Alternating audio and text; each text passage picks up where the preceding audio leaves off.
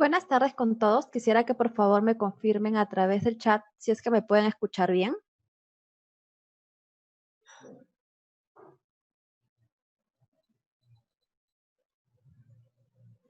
Listo, muchas gracias. Buenas tardes, Pacifico Business School les da la bienvenida al webinar Impactos económicos y financieros del COVID-19 sobre la economía y mercados financieros mundiales y peruanos, a cargo de Carlos Parodi, investigador principal de CIUP, Centro de Investigación de la Universidad del Pacífico y docente de Pacifico Business School. Antes de dar inicio, les daremos unas breves recomendaciones para que el webinar pueda ser fluido y no se generen interconexiones. Para ello, por favor, mantengan apagado su audio y video. En caso tengan alguna pregunta, la pueden hacer a través del chat y luego el expositor la responderá. Asimismo, al finalizar el webinar, le haremos llegar una encuesta para que la puedan completar. Adelante, Carlos, bienvenido. Muchas gracias a todos por estar ahí.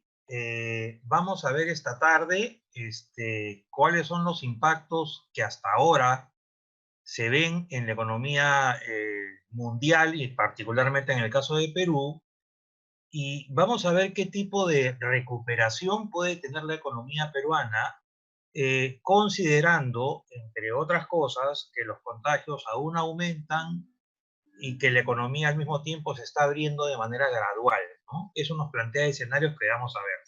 Entonces, lo primero que hay que tener claro es que el Perú de hecho, ya se convirtió en el país con más días de confinamiento o aislamiento social, sea este estricto o este sea parcial. En total serán 107 días, si es que no aumenta. Entonces, la primera pregunta que hay que hacernos es, de hecho, esto impacta sobre la economía, y de eso no hay ninguna duda. Pero la pregunta es, ¿cómo encontramos un método que nos permita entender cómo impacta? Y me parece que acá hay que precisar dos cosas.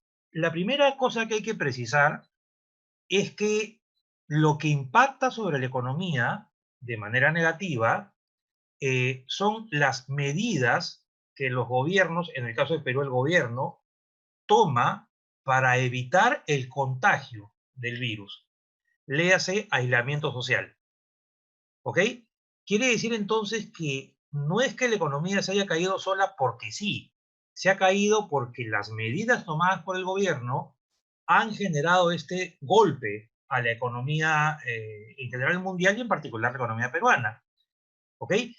Y aunque ustedes me puedan decir que esto que estoy diciendo parece bastante obvio y es obvio, ¿saben por qué hay que decirlo? Porque esto quiere decir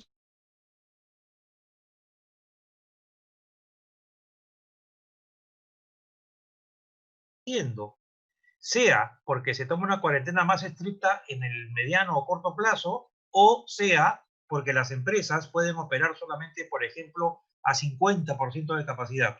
Si no hubiera contagios, las empresas podrían operar a 100% de capacidad, por mencionar dos casos extremos, ¿no? La segunda cosa que hay que manejar acá es el tema del golpe que ha tenido este aislamiento social, y lo tiene, sobre la cadena de pagos.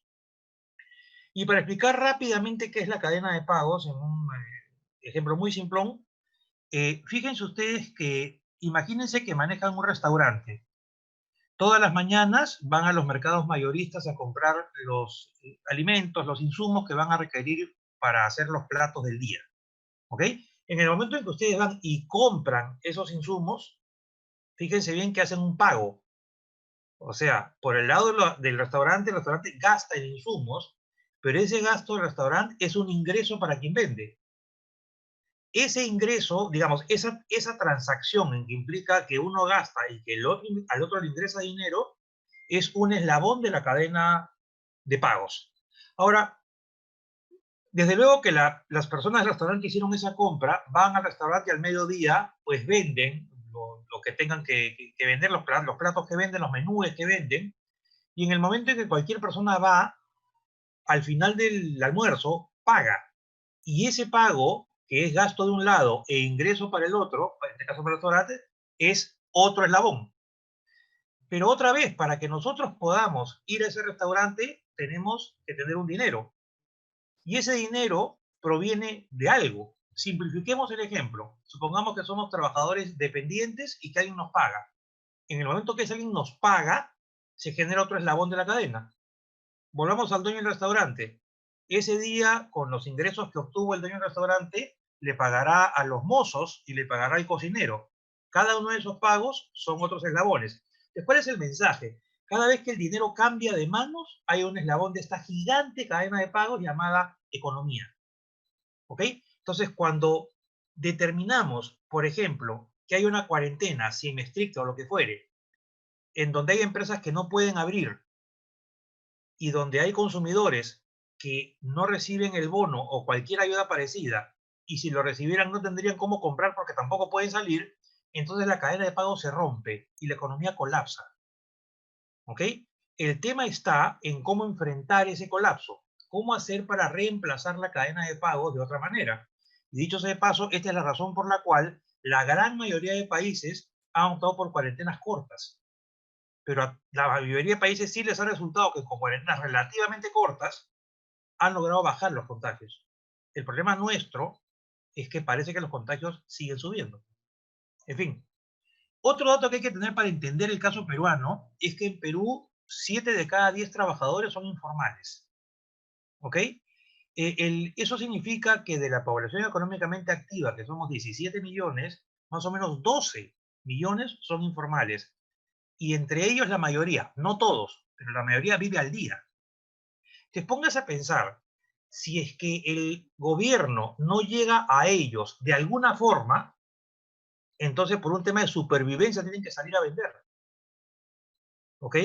En los últimos 2 o 3 días hemos visto a los ambulantes, a los informales, digamos, siendo sacados de la Victoria, pero que caminan por la avenida Grau, creo que hoy día estaban en la avenida Bancay.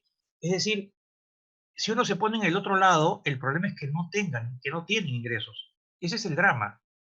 ¿Ok? Pero el drama previo, que no se puede resolver ahora, sino luego, es por qué hay tanta informalidad. O puesto de otra manera, ¿qué han hecho los últimos 20 gobiernos para que no haya informalidad? ¿Qué han hecho los últimos 20 congresos para que no haya informalidad? Mi respuesta es nada, simplemente. ¿Ok? Lo otro que tenemos es un muy bajo nivel de inclusión financiera. Esto significa que solamente la mitad de los trabajadores están en el sistema financiero formal, sea a través de una cuenta de ahorros, una cuenta corriente, tienen un préstamo en un banco o cualquier combinación de estas cosas que acabo de decir. La mitad juega en un mundo paralelo, juega en un sistema financiero informal. Entonces, cuando uno dice, pero claro, te pago el bono, genial, te lo pongo en tu cuenta, pero no tengo cuenta. Entonces, todos los que no tienen cuenta, que son la gran mayoría de los que están necesitando el bono, se acumulan en los bancos. Y esa acumulación en la puerta de los bancos, estas colas desde la noche anterior, son digamos, uno de los grandes responsables del aumento que ha habido en el contagio. Y a su vez, esas mismas personas que están ahí, una vez que cobran en efectivo el bono, van corriendo al mercado. Y otra vez se genera la aglomeración que otra vez obtiene los contagios. Pues en cierto modo nada más, estamos pagando el precio de una tremenda informalidad. Por lo tanto, queda como tarea para, una vez que esto pase, la tarea número uno es formalizar la economía de alguna forma. Ese es un tema que sería tema de otro webinar, ¿no? Pero en todo caso, ¿qué cosa se espera para 2020? Se espera una caída que fluctuaría entre menos 12 y menos 15%. ¿Ok? Ya tenemos data de marzo, en que la economía peruana cayó 16.6%, y el dato de febrero-abril, que si lo comparamos contra febrero-abril del año pasado, 2019, se ha perdido el 25% de los empleos solamente en Lima. 1.200.000 empleos se han perdido. El número es simplemente fantástico. ¿Ok? Ahora, esta primera proyección que quiero presentarles, ocurrió y se hizo el 23 de abril del año 2020. ¿Ok? No hace mucho tiempo, en realidad. Cuando, digamos, las economías no están pasando por un periodo como este, proyecciones de hace un mes o un mes y medio son válidas. Pero en este momento habría que dudar de las cifras, tomarlas con cautela. Eso es todo lo que estoy sugiriendo nada más. Lo primero que hay que mirar en 2020 es que la producción mundial caería este año menos 3%. Si ustedes miran a nivel de economías avanzadas, Estados Unidos caería menos 5.9, Alemania menos 7, Francia menos 7.2, Italia menos 9.1, España menos 8, Japón menos 5.2, Reino Unido menos 6.5 y Canadá menos 6.2. Es decir, una cosa inimaginable, que no lo recogen ni siquiera los libros de texto. ¿Por qué sí podía creer en estas proyecciones de acá? Porque estas proyecciones se hicieron asumiendo que esos países iban a levantar su cuarentena en el momento en que habían prometido hacerlo. Y eso se ha cumplido. Por eso hoy día España, Francia, Italia ya están abiertos. O, digamos, no del todo, pero están bastante abiertos. Y si ustedes miran datos de España, de Italia, de Francia, de Alemania, van a ver una cosa común en todos. Los contagios bajan de día a día. El número de muertos diarios, por ejemplo, en España ya es 0. ¿Ok? Y por eso abren la economía, porque ya se redujo el temor del contagio. ¿Ok? Vamos a ver después el caso de Perú. Acá tienen otras economías que están enfrentando bien el tema. China, por ejemplo, ya está casi libre de contagio, casi. ¿Ok? Y por eso se espera una recuperación hacia el tercer y cuarto trimestre que ascendería más o menos a 1.2% de crecimiento a lo largo del año. ¿Ok? Es una cifra muy mala para China, pero claro que sí. Miren nomás el dato de 2019. Después de crecer 6.1%, pasaría a crecer solamente 1.2%. Miren India. Después de crecer arriba de 4%, pasaría a 1.9%. Pero si ustedes miran más países, miran Rusia, por ejemplo, Rusia caería menos 5.5%, Brasil menos 5.3%, México menos 6.6%, Arabia Saudita menos 2.3%, Nigeria menos 3.4% y Sudáfrica menos 5.8%. Es decir, lo que no podemos negar es que estamos ante una recesión, que es una caída de la producción, que es global y sincronizada. Totalmente global, es decir, acá están todos los países. El crecimiento de China e India es un pedacito nada más, ¿no? Y con el ánimo, dado que esta charla tiene que ver mucho con el tema de finanzas, lo que hice fue comparar este escenario económico con el año 2009. En el año 2009, el mundo sintió los impactos de la crisis financiera de los Estados Unidos del año 2008. ¿Ok? Sin embargo, vamos a ver bastantes números ahora, bastantes cuadritos, pero la diferencia fundamental está en lo siguiente, que la caída de 2009 fue una caída básicamente Europa, Estados Unidos y América Latina. Pero Asia casi no sintió la crisis. Entonces, Asia se quedó como motor del mundo en el año 2009 y permitió que países como Perú se colgaran, en el sentido metafórico de la expresión, de Asia y pudieran capear el temporal. ¿Ok? Lo otro que es bien importante de tener en cuenta es que cuando ocurrió la crisis del año 2008, existían referentes históricos que podían hacer que las autoridades tomaran algo como referente. Es decir, quiero ver la última crisis fuerte para ver qué se hizo y por lo menos comienzo por ahí. ¿Ok? Y eso fue lo que hizo Ben Bernanke, el presidente de la Reserva Federal en el año 2009, cuando le preguntaron qué estrategia económica, qué modelo económico había diseñado para enfrentar la crisis en los Estados Unidos. Y él dijo una cosa que uno puede apoyarla o no, pero se la transmito simplemente.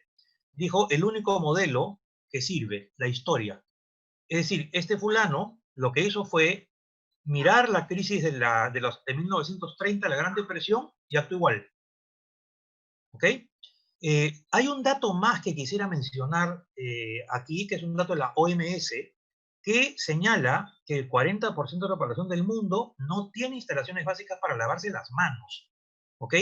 Un grupo enorme está en África, otro está en Pakistán, Bangladesh, Asia del Sur en general, y otras partes en América Latina. Solamente en Perú hay 3.200.000 personas que no tienen acceso a agua y desagüe. Entonces, pedir que se laven las manos es casi burlarse. Acá tienen las comparaciones que quería pasarlas en cuatro diapositivas. A la derecha tienen los impactos en la producción mundial de la crisis del año 2008. El mundo cayó, sí cayó, menos 0.1%. Ahora comparen con la caída de este gran encierro que tenemos en 2020, la caída esperada, menos 3%, que puede ser peor, ¿no? No sabemos. Fíjense aquí, y es lo que les decía hace un ratito, si miran ustedes 2009, las economías emergentes, entiendan en fase como no avanzadas, crecieron. Miren la barra esta medio celeste, creció arriba de 2%, mientras que ahora a la izquierda, miren 2020, las economías no avanzadas se caen más o menos 1%, más o menos. Pero miren las avanzadas, Las avanzadas en 2009 cayeron 3% y ahora caerían 6%. O sea, lo que estoy buscando simplemente con estas primeras diapositivas es que dimensionen la magnitud del problema. Comparen a la derecha 2009 con 2020. La situación actual es mucho peor que la que ocurrió en el año 2009. Y para que vean algunos países y terminen de convencerse, miren esto. Morado, China, verde, India. Fíjense a la derecha. A la derecha se ve que en el año 2009 China creció arriba de 8%, casi 10%, y la India creció 8.3%. Ahora miren lo que crecen a la izquierda, China e India este año. No hay de quién colgarse ahora. Por mencionar un dato más, uno más, miren Estados Unidos, color rojo. En 2009 Estados Unidos cae un poquito más de 2% y ahora caería 6%, 5.9 más o menos. Si quieren mirar la eurozona cayó en el año 2009 poco más de 4, ahora estaría cayendo cerca de 8. O sea, todo se ha duplicado en términos negativos, ¿no? China, esta es la producción industrial de China, y pueden ver ustedes cómo el año anterior, cada mes producía, el crecimiento de la producción industrial era 5%, más o menos en promedio, 5, a veces 4.9, 5 en promedio. Ahora, en enero cayó 15% y en febrero cayó otro 15%. ¿Ok? Desde luego China es uno de los motores de la economía mundial, ¿no es cierto? Y nosotros importamos de China muchas cosas, muchísimas cosas, y en grandes cantidades, ¿no? Por poner un ejemplo, del total de celulares que, digamos, hay en el Perú, casi el 90% viene de China. Del total de televisores inteligentes que existen en el Perú, 96% viene de China. Y puedo seguir toda la tarde. ¿Ok? Entonces es muy importante esa ligera recuperación de China que que hemos visto hace un rato, porque eso va a poder, digamos, reactivar este sector tan importante para países que importamos cosas de China, ¿no? Este es un dato impresionante, simplemente. Este es el volumen de comercio mundial, la tasa a la cual varía el volumen de lo que se comercia. Para esto, simplemente, lo que he hecho es sumar exportaciones más importaciones en volumen, ¿ah? Y ver cuánto varía de año a año. Si ustedes miran 2009, el volumen de comercio cayó 12.8% y golpeó duro la economía peruana. Fue durísimo ese año.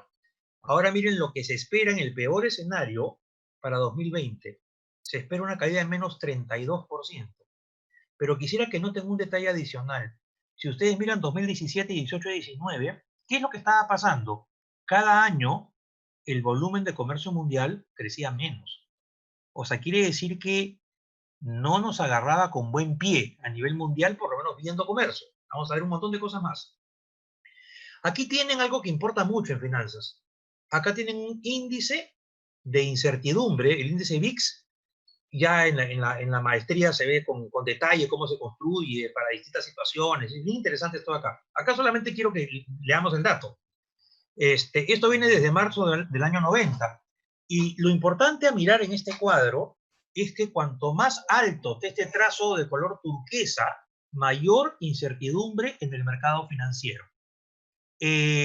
En septiembre de 2008, la quiebra del banco de inversión Lehman Brothers, ese es un tema que vemos muchísimo en el curso que tengo a mi cargo en la maestría, la crisis financiera con muchísimo detalle. ¿Por qué? Porque sabemos que se va a repetir. Eso nos muestra la historia. ¿Ok? Bueno, el índice de incertidumbre fue altísimo, pero miren el que está a la derecha, que es el del COVID-19, es todavía más alto. Y cuando hay incertidumbre en los mercados financieros, lo que pasa es que el dinero que estaba en bolsa, por ejemplo, se saca inmediatamente, porque la incertidumbre hace que el inversionista busque activos más seguros, aunque le rindan un poco menos, pero no importa. Hay un flight to quality, es decir, un vuelo, una huida hacia la calidad y seguridad. Sería flight to security, es decir, me voy a cosas seguras.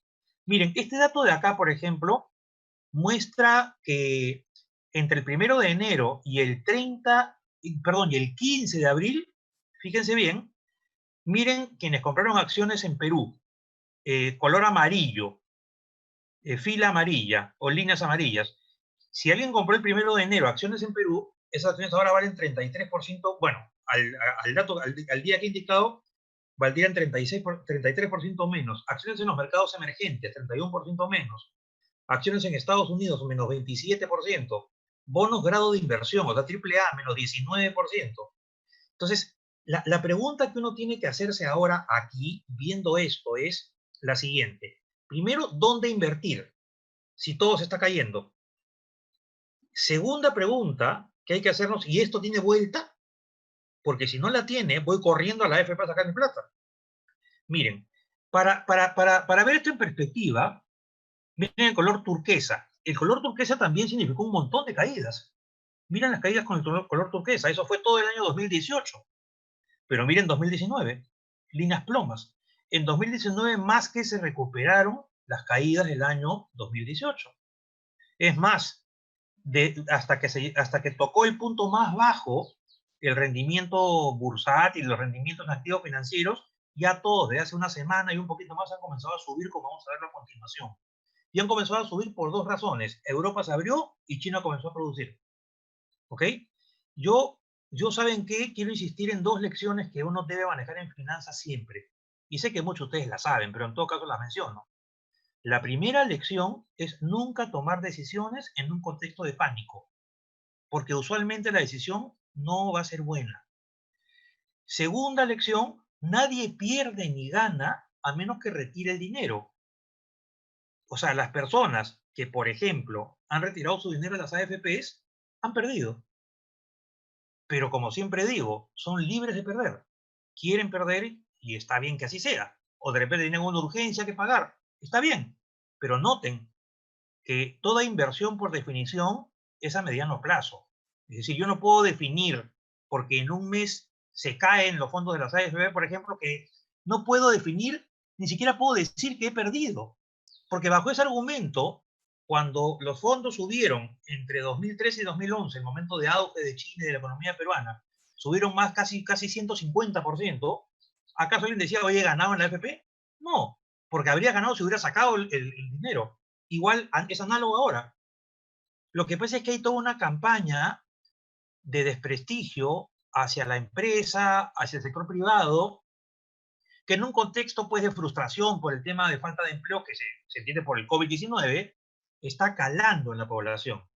¿Ok? Y eso es un tema que hay que ver con calma, porque las siguientes elecciones, ojalá que esté equivocado, podrían poner en el poder o a un Donald Trump o a un Nicolás Maduro.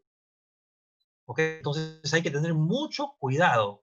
Y naturalmente el cuidado mayor, y lo digo abiertamente porque lo he dicho en todos lados, está en el Congreso. ¿Ok? Ayer se ha aprobado un proyecto de ley sobre la especulación y culpan solamente a los vendedores de la especulación.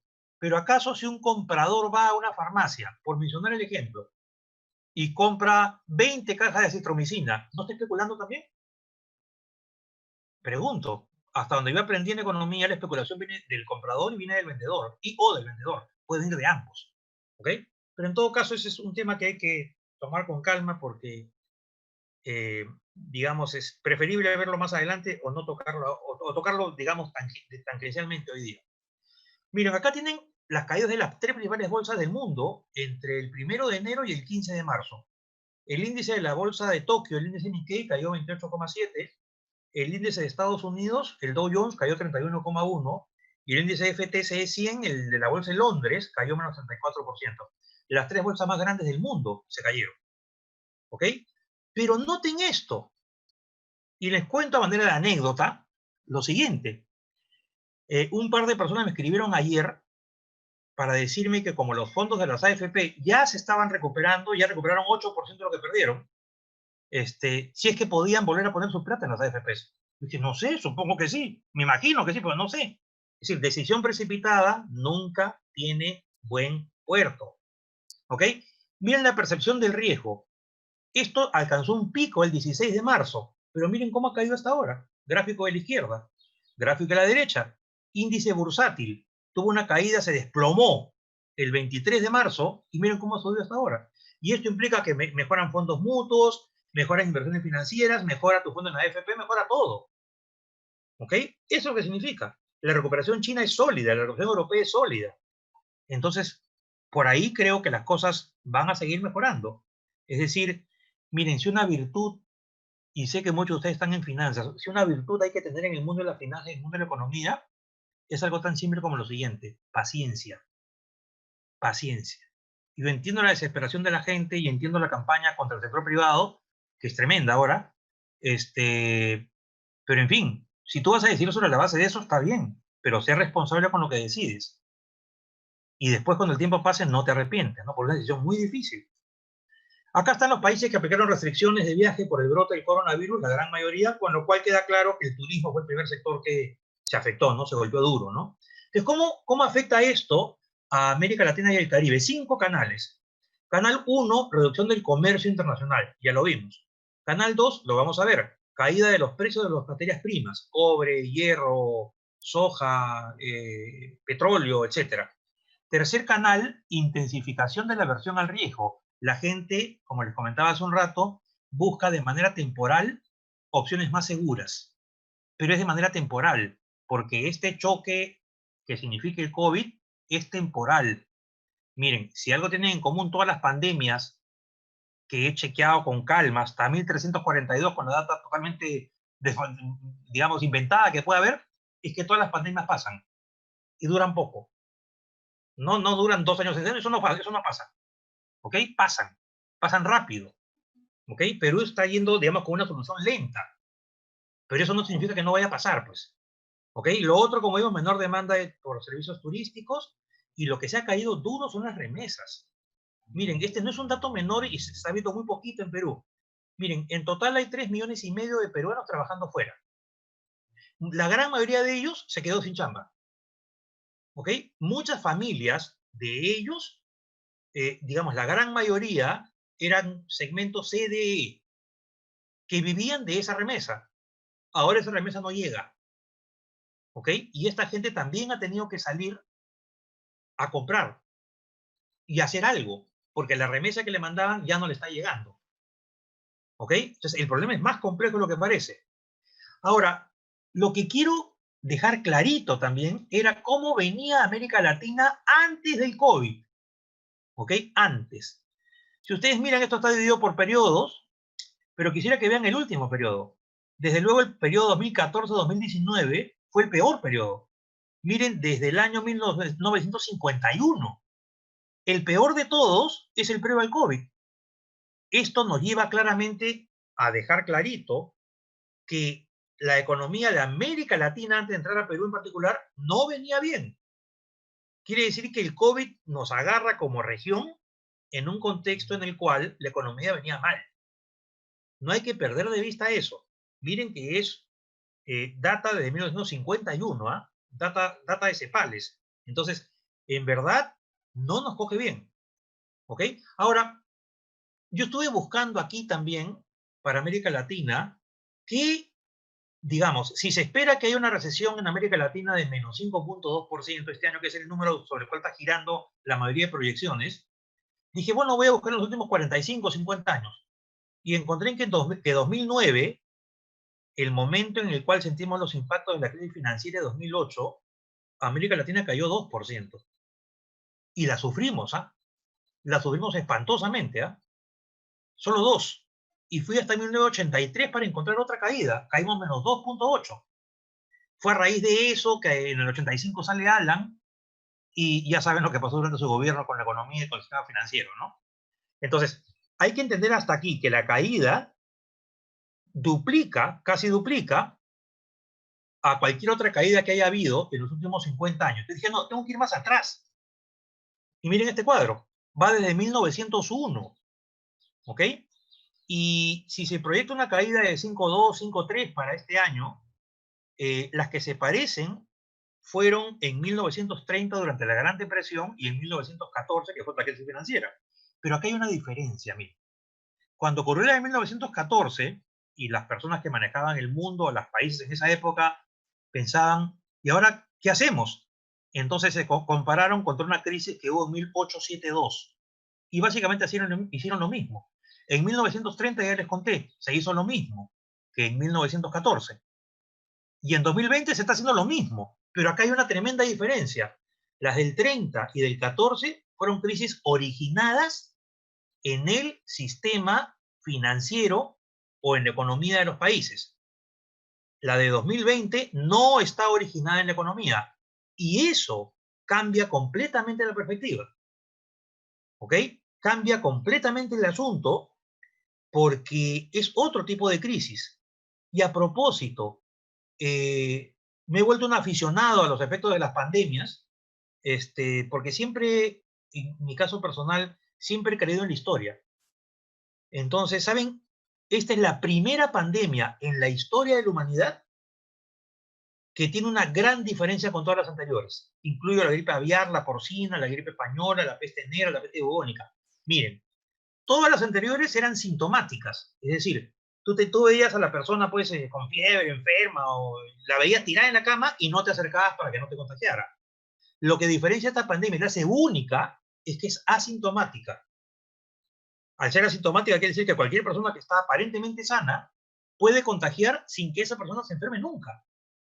Y eso es algo que los científicos están luchando para tratar de entender porque es un fenómeno absolutamente raro. ¿Ok? Esto vamos a pasarlo. Lo que sí es importante acá es que en América Latina la pobreza se espera aumente este año de 186 millones a 214. En el Perú, en 2019, cifra de hace una semana y media, la pobreza fue 20.2% de la población. Se esperaría que la pobreza cierre este año en 33 o 32%. ¿Ok? Es decir, todo lo que avanzamos desde 2008 hasta ahora lo perdemos en reducción de pobreza. Sin embargo, muchos de esos nuevos pobres van a ser personas que eran vulnerables, es decir, personas que dependían del ingreso diario. Claro, dejan de generar el ingreso diario y caen en pobreza, porque no lo tienen.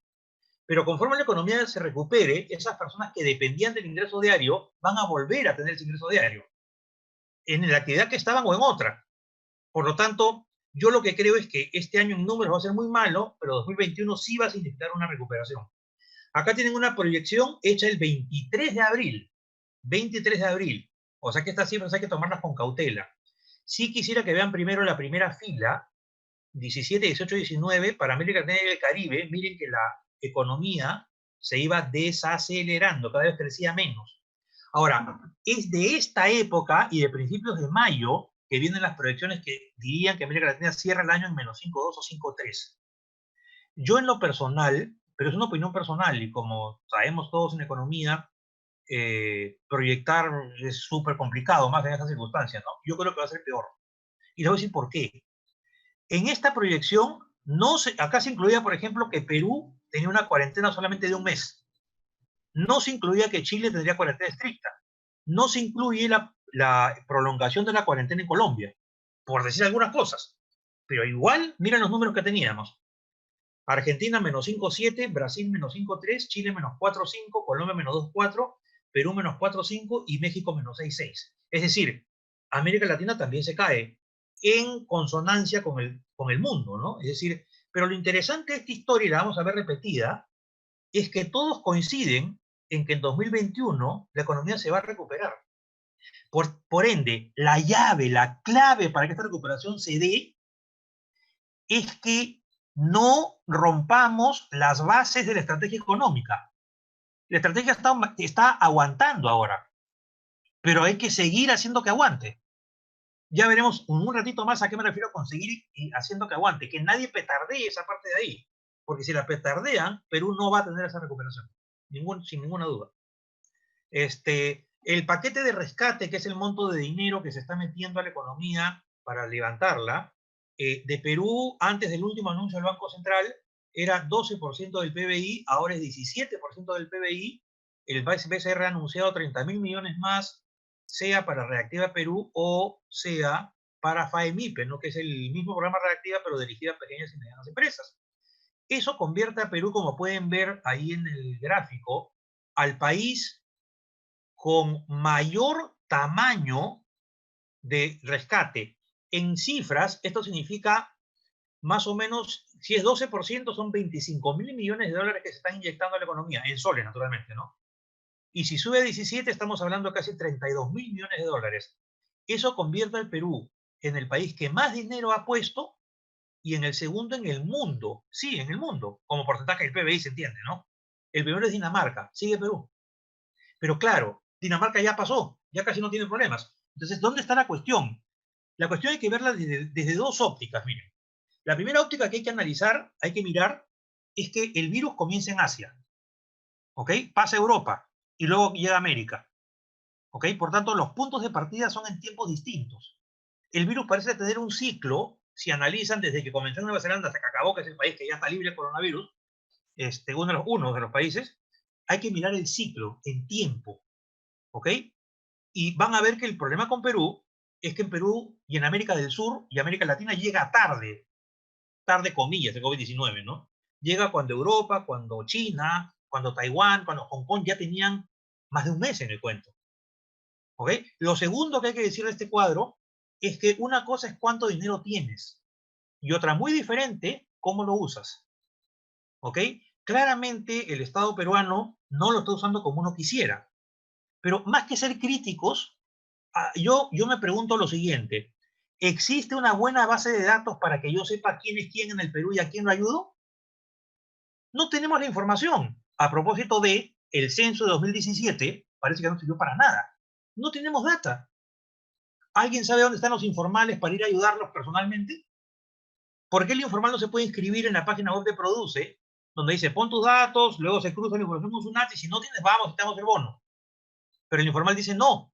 Es que si yo me escribo ahí, lo que va a pasar es que me vas a fiscalizar, me vas a formalizar y yo no quiero. Y sales a la puerta y quiero el bono. No, no, no se puede, pues. O te escribes o no hay bono, pues. Una de dos. Entonces, lo que hacen es salir. ¿Ok? Por eso es bien importante tener claro que cuando un país no cuenta con una buena base de datos que te dé la información que necesita para tomar decisiones, es muy difícil que tengas éxito rápido. En Perú la información no existe o es mala. ¿Qué pasa sobre Perú? Miren, Perú tiene varias cosas buenas pre-COVID. Estabilidad monetaria. Esto quiere decir que el Banco Central maneja muy bien el tema de la inflación. En Perú no hay un problema de inflación. Y además tiene un tipo de cambio muy estable, ¿no? En Perú, desde el 1 de enero hasta el viernes pasado, el tipo de cambio ha subido 2.2% el precio del dólar. Si comparan eso contra cualquier otra de América Latina, salvo Colombia, que se acerca un poco a Perú, en el resto, por ejemplo, Chile ha subido 13%, Brasil ha subido casi 40%, es decir, estamos hablando de subidas monstruosas, en Perú no. Lo segundo que tenía Perú de bueno era un déficit fiscal bajo. El déficit fiscal aparece cuando el gobierno gasta por encima de los ingresos que tiene. Pero cuando es chiquitito, cuando gastas un poquitito por encima de los ingresos, ese poquito lo cubres con deuda, no hay mayor problema, casi no se nota. Y por eso la deuda pública peruana, tanto interna, sumando interna más externa, como porcentaje del PBI, es 26%. Y el límite considerado, el umbral que se considera a partir del cual empiezas a mirar, tienes que mirar tu deuda con cuidado, es 30%. ¿Ok? Miren, el mejor ejemplo de lo bien que ha manejado Perú su economía, o digámoslo así, lo bien que los ministros de Economía y Finanzas han manejado la economía y las finanzas del Perú, es lo siguiente. Hace 3 semanas, ya, sí, 3 semanas son, Perú colocó bonos para tomar deuda en la Bolsa de Valores de Nueva York. ¿Ok? Consiguió colocar 3.000 millones de dólares a una tasa de interés anual de 2% pagadera en 30 años. O sea, dinero regalado. ¿Por qué es importante esto? Porque ese mismo día fue Ecuador. Ecuador consiguió también dinero, pero a 14% anual. Ese día también fue Argentina y no le prestaron nada. Nadie compró los bonos argentinos. ¿Ok? Entonces, seamos por lo menos consistentes. O sea, reconozcamos que hay cosas buenas y cosas malas. ¿Ok?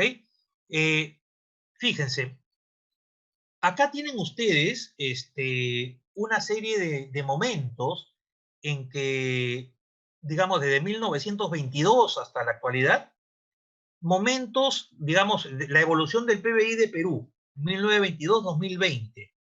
La caída que se espera para 2020, si es que sobrepasa a menos 12.3%, que era la peor caída que teníamos hasta ahora, año 89 con Alan 1, simplemente si pasa eso, sobrepasa la caída de 12.3, sería la peor caída de la historia, y yo creo que la va a sobrepasar.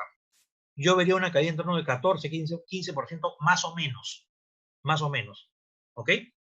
En todo caso, para los que no vivieron la caída de la época de Alan, la van a vivir ahora, pues va a ser una buena experiencia, parecida.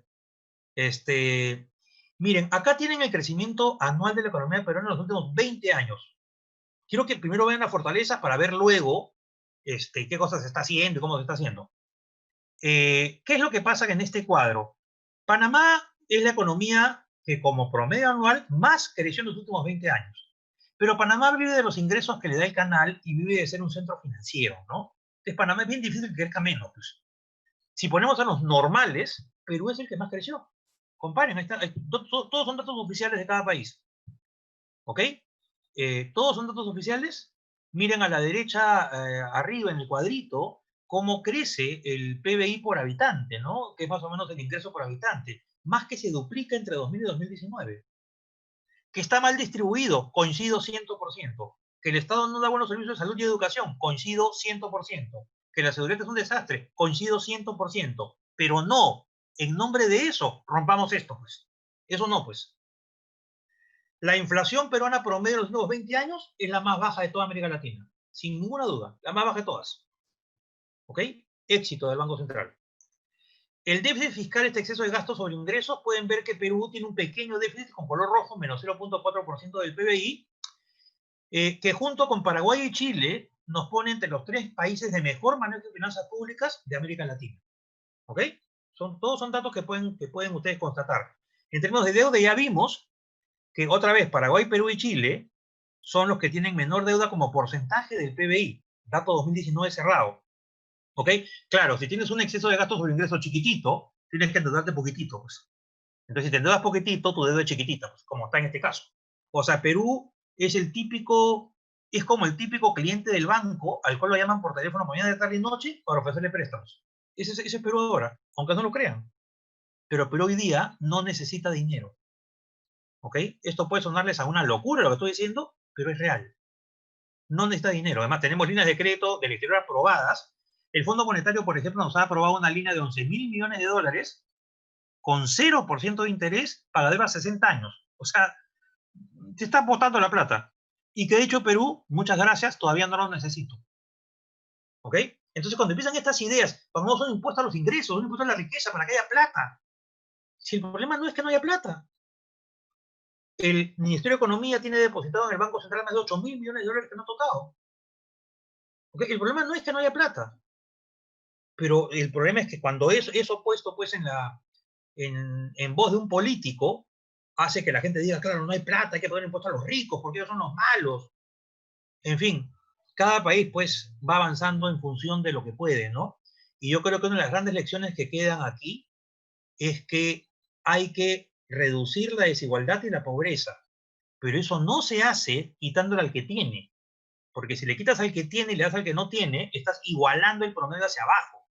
Lo que hay que hacer es ayudar al que no tiene para que te suba. Y eso pasa por mejor salud, mejor educación, más seguridad y formalidad. Si se logran estas 4 cosas, entonces los que están abajo van a empezar a subir muy rápido, pero no quitándole el de arriba, porque la economía no es una torta en la cual depende quién tenga el pedazo más grande. No, eso es falso. La torta de la economía va creciendo conforme una economía va produciendo más. La clave está en decidir cómo redistribuyo las ganancias de ese crecimiento. Y ganancias en términos de mayor recaudación tributaria para el Estado. El Estado tiene la plata, que gaste bien, pues. Pero la pregunta acá otra vez es la misma. Desde 2000 en adelante, o del 90 en adelante, o del 85 en adelante, cojan cuando punto de partida cuando quieran. ¿Qué han hecho los presidentes realmente por salud, educación, infraestructura? ¿Qué cosas de verdad han hecho? Pero a la franca, ¿qué han hecho con el tema de pensiones mejor para todos? A la franca, ¿qué han hecho? Respuesta, nada. ¿Qué han hecho los congresos? Respuesta, nada. ¿Se dan cuenta? Entonces, tenemos un problema con nuestra clase política y por eso está tan desprestigiada, pues nadie lo quiere. Claro, pues, si no han hecho nada. Entonces, el daño a la economía, como estamos viendo, es a raíz de las medidas que los gobiernos toman, ¿no? Como las cuarentenas. Y esto quiere decir, e insisto en esto, que el BCR y el MEF actúan sobre los impactos, pero no sobre las causas. Es decir, los impactos vienen dados porque la cuarentena frena la cadena de pagos, como conversamos más temprano. Pero la causa por la cual hago la cuarentena o abro lentamente la economía es por el contagio. Entonces, mientras no se detenga la propagación del COVID-19, no se detendrá la lentitud de mejora de la economía. Lentitud. Esto vamos a pasarlo. ¿De dónde nacen los programas? El programa del Banco Central de Reactiva Perú, que vamos a ver en unos minutos. Miren, el COVID-19 ha sido un choque, como un golpe, que ha sido repentino. Claro, hoy día muchos dicen, pero se advirtió, el epidemiólogo tal sabía. No, nadie sabía, pues, seamos honestos, pues nadie sabía. Fue un choque repentino, pero es transitorio. Es de hecho de gran magnitud, pero transitorio. Esa es la llave. En segundo lugar, eso genera que caigan los flujos de caja de las empresas, los ingresos de las empresas, ¿no es cierto? Y esto lleva a una ruptura tremenda de las relaciones económicas. Ejemplo, se rompen relaciones entre trabajadores y empresas, entre clientes y empresas, entre proveedores y clientes, entre entidades financieras y trabajadores, se rompen todos los links y se rompe la cadena de pagos. Entonces, quiebran las empresas, pero para evitar eso, la solución es un mecanismo para proveer financiamiento rápido, y acá la palabra rápido es la clave. Rápido a las empresas para que las empresas tengan un dinero que puedan usarlo para sostener el capital de trabajo y dentro de ello, sobre todo, pagar a los trabajadores. ¿Ok? Pero esta Reactiva Perú, como sabemos, está yendo lento. Está bien orientado, pero va lento. Este cuadro lo va a quitar de todas las dudas, miren. Fíjense. Miren el cuadro de la izquierda. Impactan los ingresos laborales según tipo de empleo. Empecemos por los formales. ¿Ok? Estamos recibiendo ingresos de manera habitual, 16% de los formales. Se han reducido ligeramente los ingresos, 36% de los formales. Si sumo 16 más 36, tengo 52% del sector formal, que está casi igual a como estaba antes del COVID. Ahora miren al informal. El 31% ha reducido considerablemente sus ingresos y el 44% dejó de recibir ingresos. Ahí tienen 75% de los informales, que eran 12 millones. ¿Ahora me dejo entender el problema? Entonces, primero, punto número uno, no es verdad que todos estemos mal, y me incluyo, ¿ah? En el sector formal seguimos recibiendo nuestro sueldo, alto, bajo, lo que sea, pero seguimos recibiéndolo. La mayoría, miren, 52%, en el informal sonaron. Moraleja, no vale la pena ser informal. O sea, yo lo que creo es, y discúlpeme mi ingenuidad, si un informal ahora no se da cuenta que no le conviene ser informal, no se va a dar cuenta nunca, simplemente. Ya es caso perdido. Y para que crucen la data, miren el cuadro a la derecha. Dividía la economía en 4 segmentos socioeconómicos. El segmento A recibimos igual o ligeramente 41 más 27, o sea, 68% de la población trabajadora en el segmento A recibe lo mismo. 46% del segmento B casi recibe lo mismo. Ahora miren a la derecha abajo.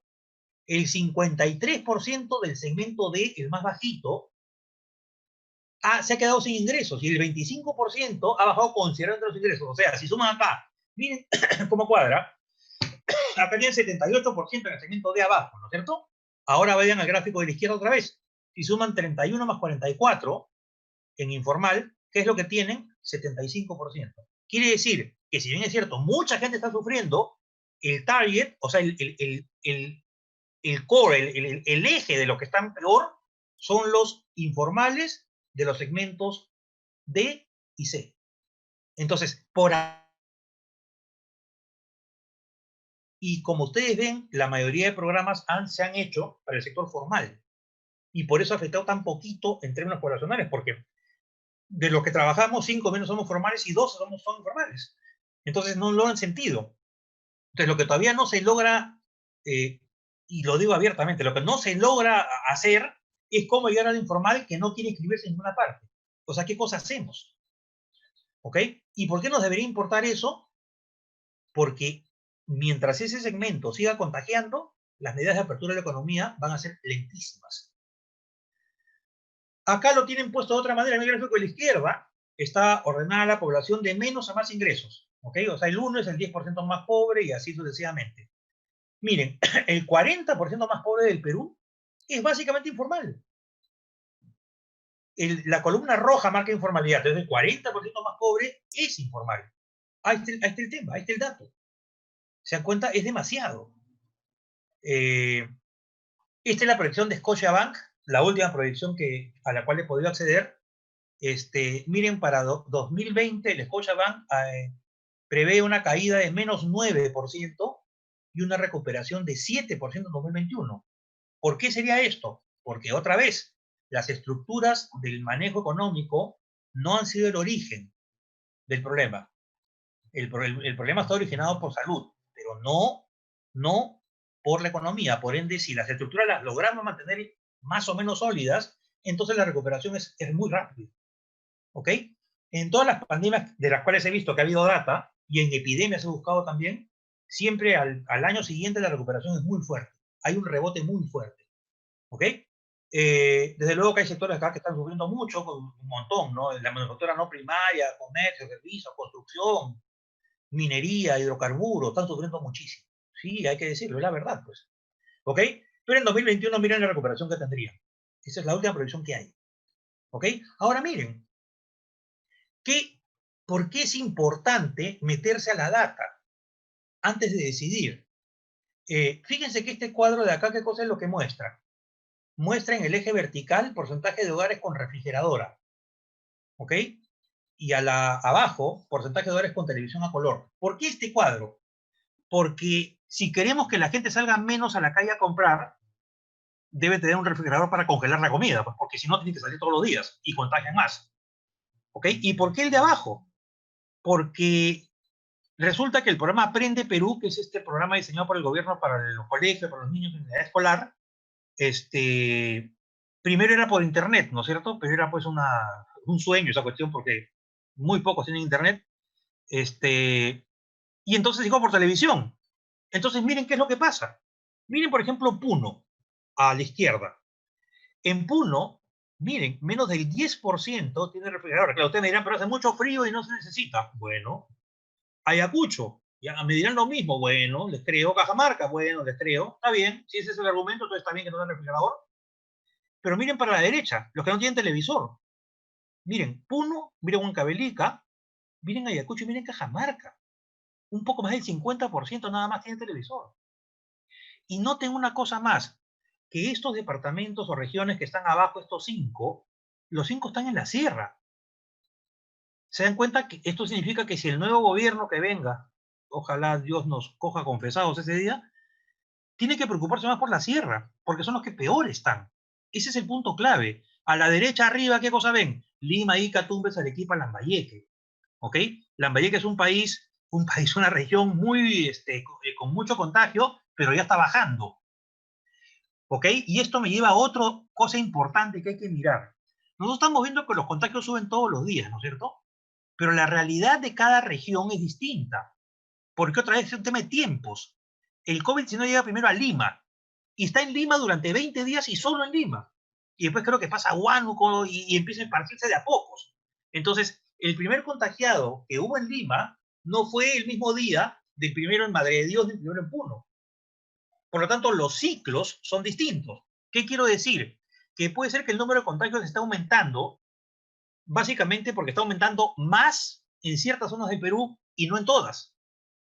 ¿Ok? El ciclo de la epidemia o de la pandemia mostraría que en Lima ya tendría que estar en estos días comenzando a bajar, si es que ya no comenzó a bajar. ¿Ok? En fin. Ahora, esto es demasiado importante como para que lo pierdan. ¿Eh? Esto sí es, pero ya de lujo. ¿Eh? Miren, ¿eh? Lo que quiero compartir con ustedes son dos formas de recuperación esperada de la economía peruana. La primera forma que les quiero presentar es una forma que tiene como una U, pero con digamos, el palo derecho de la U más echado, como una U echada. En el punto en el cual, miren, escúchame bien, ¿eh? Se cruzan la línea roja con la línea azul. La azul es el PBI, el aumento del PBI. ¿Ok? El aumento del PBI que había en prepandemia. ¿Ok? O sea, el trazo azul antes de lo rojo era lo que había antes de la pandemia. Cuando en el punto en el cual se encuentra con el rojo, con el trazo rojo, es cuando el presidente del país decreta la cuarentena. Esa cuarentena hace que la economía se desplome hasta el punto A. Y durante varios meses vamos a estar en ese fondo. ¿Qué meses son? Marzo, abril, mayo y me parece que también junio, ¿no? En la medida que se aumentó hasta el 30 de junio la cuarentena parcial, ¿no? O como quieran llamarla. Pero en el punto B comienza la recuperación, ¿ok? O sea, la recuperación comenzaría a partir de agosto, septiembre de este año. Pero para lograr el nivel pre-pandemia, o sea, lo que tenías antes que se estableciera la cuarentena, estamos hablando de fines de 2021, más o menos. Pero ojo, esto de acá no significa que tengamos que esperar hasta ese momento para empezar a producir. No, porque entre B y C, como ustedes pueden ver, la recuperación ya es un hecho. Ya se va dando la recuperación. ¿Ok? Entonces, a partir de septiembre, agosto, la economía va a empezar claramente a mejorar. Estoy asumiendo que los contagios van bajando. ¿Ok? Claramente va a empezar a mejorar. De a pocos, lentamente y no tan rápido como uno quisiera. ¿Por qué no tan rápido? Justamente porque los contagios no se detienen tan rápido.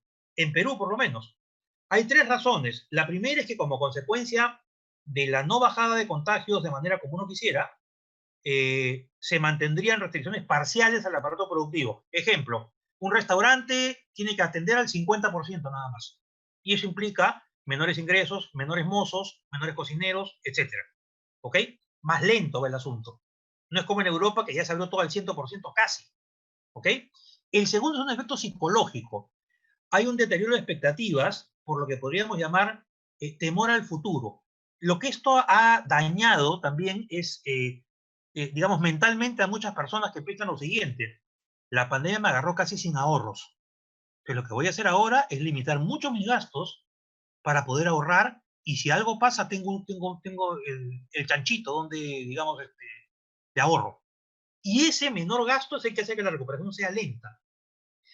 Lo tercero, que recién se está implementando ahora, fíjense, después de mediados de marzo que se decretó la cuarentena, recién se está haciendo el programa Reactiva Perú para pequeñas y medianas empresas, que va a estar a cargo de cajas, a cargo de microfinancieras, etc. Recién.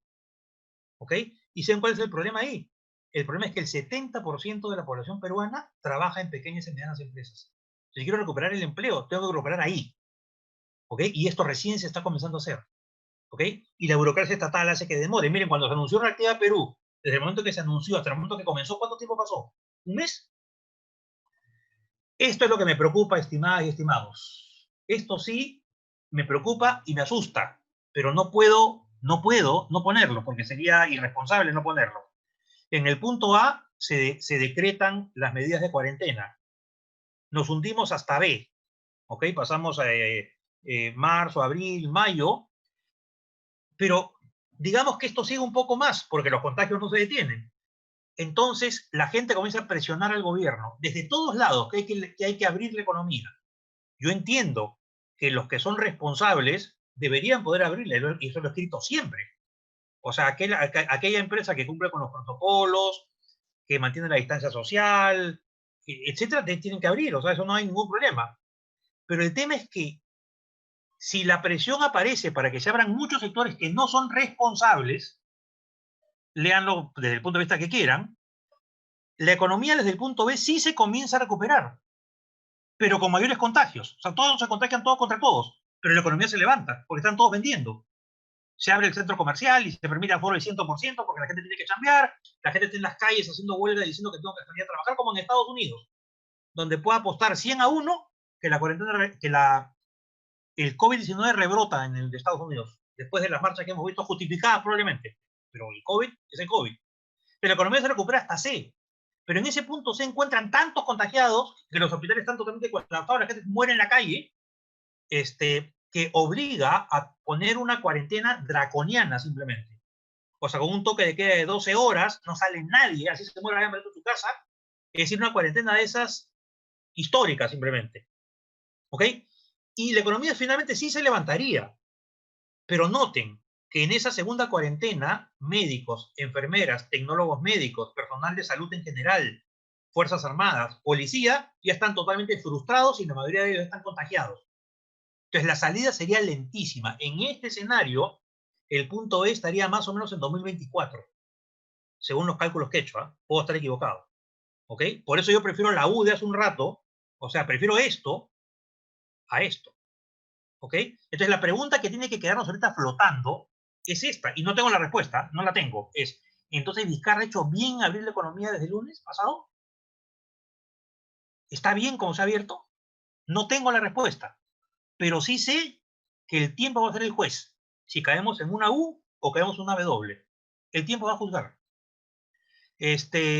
Acá tienen pues las caídas de PBI, miren cómo se cae todo, esta es la caída de marzo, en PBI el empleo, cómo se cae en Lima, menos 25%, 1.200.000 empleos menos, inversión pública se desploma, 80% en el mes de mayo, la confianza empresarial está en terreno negativo, la expectativa sobre la economía está en la zona pesimista, como pueden ver ahí, y también la expectativa de contratación a 3 meses es claramente disminuir contrataciones.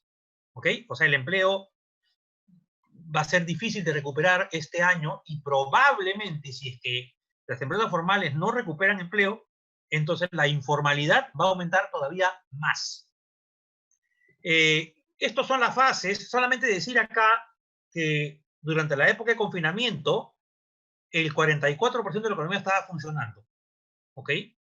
Esto pasaría hasta, se espera pase a 70 más o menos entre la fase 1 y la 2, que es lo que estamos viviendo ahora, ¿no? La fase 2 está por comenzar, o algunas cosas ya comenzaron. Esto se ha un poco también chocolateado, ¿no? Porque, por ejemplo, no sé, pues las peluquerías no estaban y ya están, el fútbol no estaba y ya está, por ejemplo. En fin, esa sería la trayectoria. Esto es lo mismo. Ahora, acá tienen el problema, no quiero extenderme muchísimo, deme 10 minutos más. El resultado fiscal para este año, el exceso de gastos sobre ingresos, sí sería alto. Sería el más alto desde 1990. ¿Ok? Sería menos 8.1%, pero creo yo que se recupera mucho más rápido que lo que aparece ahí. ¿Por qué? Porque estos alivios tributarios que ha dado el MEF ya no los va a dar otra vez. Este exceso de gasto en bonos, malos o buenos, que ha dado el MEF, tampoco va a ocurrir otra vez. Entonces, eso se va a reequilibrar más rápido en la medida que la economía empieza a moverse bien. Pero para eso, otra vez disco rayado, hay que bajar los contagios para que se permita que un restaurante funcione al 100%. Y pongo eso como ejemplo, nada más. ¿Eh? Entonces, ¿qué cosa es lo que hay que evitar? Porque todavía hay que evitarlo. Que las pequeñas y medianas empresas quiebren, que se desplome el ingreso de las familias, que aparezcan problemas en el sistema financiero y que rompa la cadena de pagos. Un mix que nadie quisiera enfrentar. ¿Ok? Las medidas tenían que ser y tienen que ser excepcionales porque la situación no tiene precedentes, simplemente. Nunca en el Perú ha ocurrido que todo lo que tienen en esos 4 puntos pueda caerse al mismo tiempo. Entonces, ¿qué cosa se ha hecho? En un principio, el MEF y el BCR trabajando juntos diseñaron 2 etapas. En una contenemos la propagación del virus y en otra reactivamos la economía. Como el virus no se podía contener, han mezclado las dos. Y por eso es que ahora se intenta contener con la reactivación de la economía. ¿Cuál es la condición que se insiste, y ustedes la saben, la sé yo, la sabemos todos? Mantén la distancia social.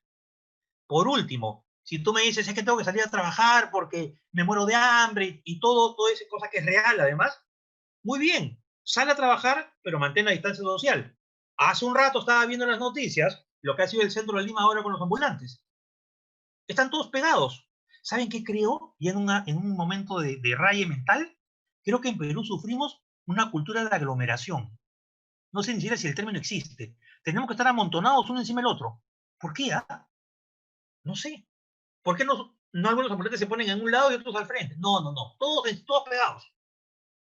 ¿De dónde sale la plata? La mitad la pone el Banco Central en estos préstamos que van con garantía del MEF, de los de Reactiva Perú, y la otra mitad la pone el MEF. El MEF, la mitad sale de los ahorros del MEF. Ojo, que el MEF, por eso digo, hemos tenido malos presidentes, pero buenos ministros de Economía. Eso no hay que negarlo.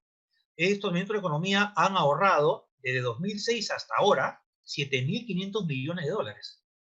7.500 millones de dólares. ¿Ok? ¿Qué ha hecho María Antonieta Alba? Ha roto el chanchito. Por eso me preocupa más la W de hace un rato. Porque para un segundo momento ya el chanchito lo rompiste. Ya solo podrías endeudarte, nada más. Por el momento nos endeudamos de forma barata, ¿no? Por el momento sí.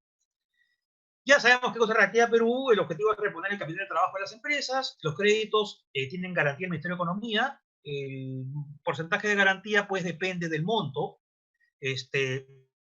No se aplica para cancelar deudas anteriores. Las empresas no podrán pagar dividendos ni repartir utilidades. Esto ha avanzado, sí, pero no ha avanzado tanto como quisiéramos en las empresas medianas y pequeñas, lo que muestra otra vez que esas empresas eran informales. Pues, algo que era un dato desde el comienzo, y acá sí hay que decirlo, esto era un dato desde el comienzo. Es decir, si ponías, digamos, este tipo de requisitos como lo que están, no sé, por ahí, naturalmente era para empresas formales, así sean pequeñas. Pero si yo sé que un montón de empresas son informales, tengo que diseñar algo paralelo. ¿Ok? Y eso es lo que se hace ahora con el FAE-MIPE, ¿no? El Fondo de Apoyo Empresarial para las MIPES. Esto lo podemos pasar. La tasa de interés de referencia del Banco Central bajó a 0,25. ¿Qué es esto en castellano? Cuando un banco comercial quiere dinero, le puede pedir al Banco Central. Y esta tasa de referencia es la tasa que el Banco Central le cobra al Banco Comercial por el préstamo que le da. Está casi en cero en este momento. ¿Ok? Claro, el problema es que no hay a quien prestarle en este momento, ¿no? Esta data es del 29 de mayo y esta data sí es esperanzadora, fíjense. ¿Ah? Miren el cobre. Dos cosas que decir del cobre. El cobre viene cayendo desde 2017. No es una caída originada solamente en el COVID. ¿Ok? Lo interesante es que si ven el gráfico de la izquierda del cobre, mira, digamos, había un aumento hasta 2,43 en los últimos 15 días más o menos. ¿Ok? Y ese aumento está casi equivaliendo ya a la caída del COVID. La caída como consecuencia del COVID fue esta caída vertical que hay a la izquierda del serrucho, donde llega el 2,43. ¿Y por qué? Dos razones. China empieza a producir, Europa abrió. ¿Ok? A la derecha tienen el oro. El oro es usualmente un activo refugio, ¿no? Digamos, el inversionista corre al oro para refugiarse por el valor mismo del oro como metal, ¿no? ¿Cuánto más podríamos vender y tener si es que no se hubieran interrumpido las minas de oro en el Perú? ¿Dónde están los responsables? No, no están, ¿no? Miren el zinc. El zinc igual. Se está empezando a recuperar. O sea, ya está dando la vuelta. Miren, el petróleo también se está comenzando a recuperar. Y acá una cosa chiquitita nada más. Muchas personas dicen, pero ¿por qué eso no fue a la gasolina? Vamos con calma. La naturaleza de la extracción del petróleo hace que tú no puedas parar las máquinas. O sea, la empresa que saca petróleo tiene que seguir sacándolo, porque si para de hacerlo, se solidifica el petróleo, se hace sólido. Entonces, como, digamos, la economía mundial está parada, o estaba parada, completamente parada, las empresas seguían sacando petróleo y lo almacenaban en unos almacenes, en unas cosas enormes. ¿Ok? Pero seguían sacando y como nadie compraba esos almacenes, estaban llenos, no había dónde poner más. Entonces empezaron a ofrecer, oye Perú, te vendo petróleo, te vendo gasolina súper barata, porque mira, te vendo casi a $1 o a cero. ¿Y qué respondía Perú? ¿Qué respondía Chile? ¿Qué respondía Brasil? ¿Qué respondía Lituania? ¿Sabes qué? Sería extraordinario, pero mis almacenes de petróleo también están llenos. ¿Ok? Primera cosa. Y eso tumbó el precio, ¿no? Hasta que le pagaban a alguien para que se llevara el petróleo, simplemente nadie quería comprar petróleo porque tenían almacenes llenos. Segunda cosa, el petróleo para gasolina se compra con 3 meses de anticipación, se compra a 3 meses. Quiere decir que la gasolina que estamos consumiendo ahora fue algo que se compró 3 meses atrás. ¿Ok? Y como no se ha comprado a precio cero porque no hay donde almacenar el petróleo ni la gasolina, entonces lo que pasa es que no vamos a gozar de esa caída en el precio de la gasolina. Probablemente baje un poquito, pero no como muchos piensan que tendría que haber bajado, ¿no? Acá tienen el tipo de cambio, el manejo casi fantástico del tipo de cambio del Banco Central, porque hay que decirlo. Y esto les puedo comentar de fuentes internas en el Banco Central, que claro, como el Banco Central no tiene una meta con el tipo de cambio, nunca publica proyecciones de tipo de cambio, ¿no? Pero el Banco Central espera, son rumores de pasillo, si quieren ponerlos de esa manera, que hacia diciembre el tipo de cambio cierre en un rango entre 3,40 y 3,45. ¿Ok? El Banco Central no ve ningún elemento que haga que sea mayor ni menor. ¿Ok? Claro, salvo que en el interín pase una catástrofe. Pero si la cosa sigue igual, cerraría entre 3,40 y 3,45. La bolsa ya pegó el salto, pues. ¿Se dan cuenta? Ya tocó fondo y empezó a recuperarse. Obviamente todavía no se recupera de lo que tenía pre-COVID, claro que no, pero ya empezó a recuperarse. Y con ello los fondos mutuos, los fondos de las AFPs, todo empezó a levantar, poquito a poco. La aprobación de Vizcarra sigue siendo alta, sigue siendo alta. Lo que habría que acá tener cuidado con esta encuesta es que a pesar de lo serio que es Ipsos, conozco a Alfredo Torres pucha, hace 1000 años, desde que fue mi jefe de prácticas en la universidad cuando era alumno. Es serio. Pero sí, estas encuestas se toman de manera virtual. Entonces hay que tomarlas con pinzas. Con pinzas. ¿Ok? El Congreso sigue siendo aprobado, ¿no es cierto? Lo aprueba el 52%, porque todas las medidas populistas siempre consiguen eso, pues, ¿no? Control de precios, te condono todas las deudas, ya no vas a pagar nunca más internet, no vas a pagar nada y voy a ir a tu casa y darte un lomo fino todos los días. Ya, eso hace que el Congreso suba, pues. ¿Ok? La ley de especulación, la ley de control de precios, todo lo que se ha aprobado, ¿saben qué siento a veces? Que en el Congreso se olvidan de un principio básico que uno aprende en un curso de economía elemental. Todo cuesta. La pregunta simplemente es quién paga. Si yo hago que no se cobran las deudas, si yo hago que las AFPs, digamos, no sé qué hagan, si yo hago que el camote cueste un céntimo, si hago ese tipo de cosas, la gran pregunta es quién paga. Y eso es lo que originó el desastre 85-90. Eso fue. ¿Okay? Y ahora el Congreso actúa igual. O sea, realmente es una pena, por decirlo, una lástima es. ¿Ok? Porque la verdad es que este Congreso, con el daño que le puede hacer a la economía, podría destruir lo poco o lo mucho que hemos construido durante más de 20 años. ¿Ok? Pasarían realmente a la historia. Y yo creí que ahí había gente seria. Pero ahora te digo en tiempo pasado, creí. No es gente seria. Es gente populista que quiere el aplauso. Claro, el Congreso no está en la foto, ¿no es cierto? Tiene que ponerse en la foto. Y con estas medidas estrambóticas logran estar en la foto. Jorge Muñoz, la aprobación está en 56%, perdón, sí, la aprobación está en 56%, ha bajado 10 puntos, le parece que le faltara más acción o algo así, no lo sé. Se aprueba el desempeño de las Fuerzas Armadas, 90% de los encuestados, policía 86, personal de limpieza pública 86, personal de médico 85. ¿La población aprueba el comportamiento de la población? No. Solo el 19% de la prueba, 79% rechaza la forma como la población se comporta. Y claro, en Perú tenemos una cultura tan rara o tan informal que no seguimos reglas de juego, ¿no es cierto? Nos dicen no salgas y sales, porque quieres presentarte como el rebelde, pues como el que le saca la vuelta al gobierno. Semáforo en rojo, yo me lo paso. Ya, esa cultura nos destruye. Y ahora, miren el cuadro, ya está clarito. Por eso es que cuando se dice que la población tiene gran parte de culpa, eso está basado en una encuesta, no es cualquier cosa. Y por eso insisto, que salgan a trabajar, extraordinario, pero mascarilla, distancia social y te lavas las manos. Si tienes las tres cosas, sale a chambear. Pero no te aglomeres uno encima del otro. En fin. Me he quedado sin trabajo, no percibo ingresos por lo que era mi trabajo, 41% en mayo, 42% en abril. Entonces, esto fue primera plana en todos los medios digitales y físicos, ¿no? Pero como siempre soy curioso, pues, y ya aprendí a dudar, busqué en la internet y le encontré la encuesta completa. ¿Y qué cosa encontré? Punto 2. Soy ama de casa, soy estudiante, jubilado o no trabajo habitualmente. 20%. Quiere decir que ese 20%, pre-COVID, no hacía nada. Post-COVID, no hace nada. Durante el COVID, no hace nada. Entonces no entra en el cuento. Tercer grupo, estoy trabajando en mi casa por teletrabajo. 13%. Estoy saliendo a trabajar porque estoy dentro del grupo de personas autorizadas para hacerlo. 10%. Van 23 ahí. Estoy en mi casa sin trabajar, pero sí tengo trabajo y estoy recibiendo mi sueldo. ¿Qué suerte tienes? 8%. Va 29%. Estoy saliendo a trabajar porque lo necesito, aunque no estoy formalmente autorizado. 36%, sin contar el 20% que incluiría jubilados. Ok, sumámosle 2, 3 puntos más. Estamos casi igual entre los que se quedan sin chamba y no perciben ningún ingreso de todos los que están con azul. ¿Ok?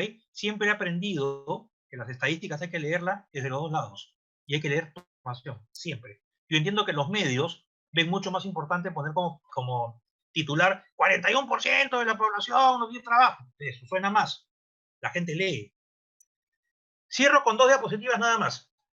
Primera lección que debe quedar. Los problemas económicos surgen por las medidas tomadas para contener el COVID-19. Por lo tanto, son una consecuencia y solo arreglamos la economía si tenemos la causa, que es la propagación del virus, algo que he repetido varias veces durante este rato.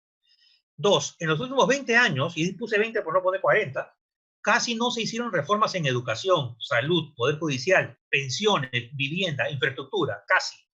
¿Ok? Y hoy pagamos las consecuencias. Tres, la informalidad complica cualquier solución para cualquier problema en el Perú, no solamente el tema del COVID. Y de eso se deriva la cuarta conclusión. Si el 30% no cumple con las medidas que el gobierno dicta y el 70% sí cumple, el problema no se arregla porque la propagación continúa. ¿Ok? Hay que mantener los fundamentos económicos sólidos hasta donde se pueda. Creo que vamos a salir airoso de esta parte, en la parte macroeconómica, pero también creo que va a haber que invertir más y mejor en salud y en educación, sobre todo, y en formalización, habría que agregar, ¿no? Lo otro que históricamente está demostrado es esto. Las crisis son terreno o suelo muy fértil para que aparezcan populistas, estos líderes mesiánicos que aparecen diciendo que tienen la receta para todo y que hay que darle a todos todo lo que quieran sin importar las consecuencias de ese exceso de gasto ni cómo lo financias. Perú ya lo vivió en los años 80.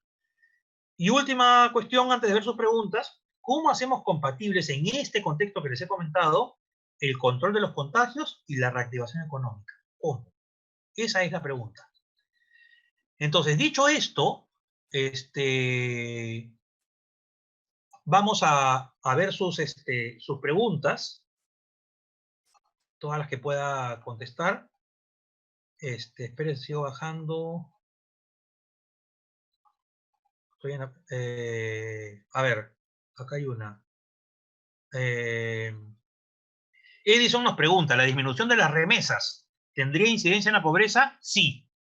Sí, de hecho sí.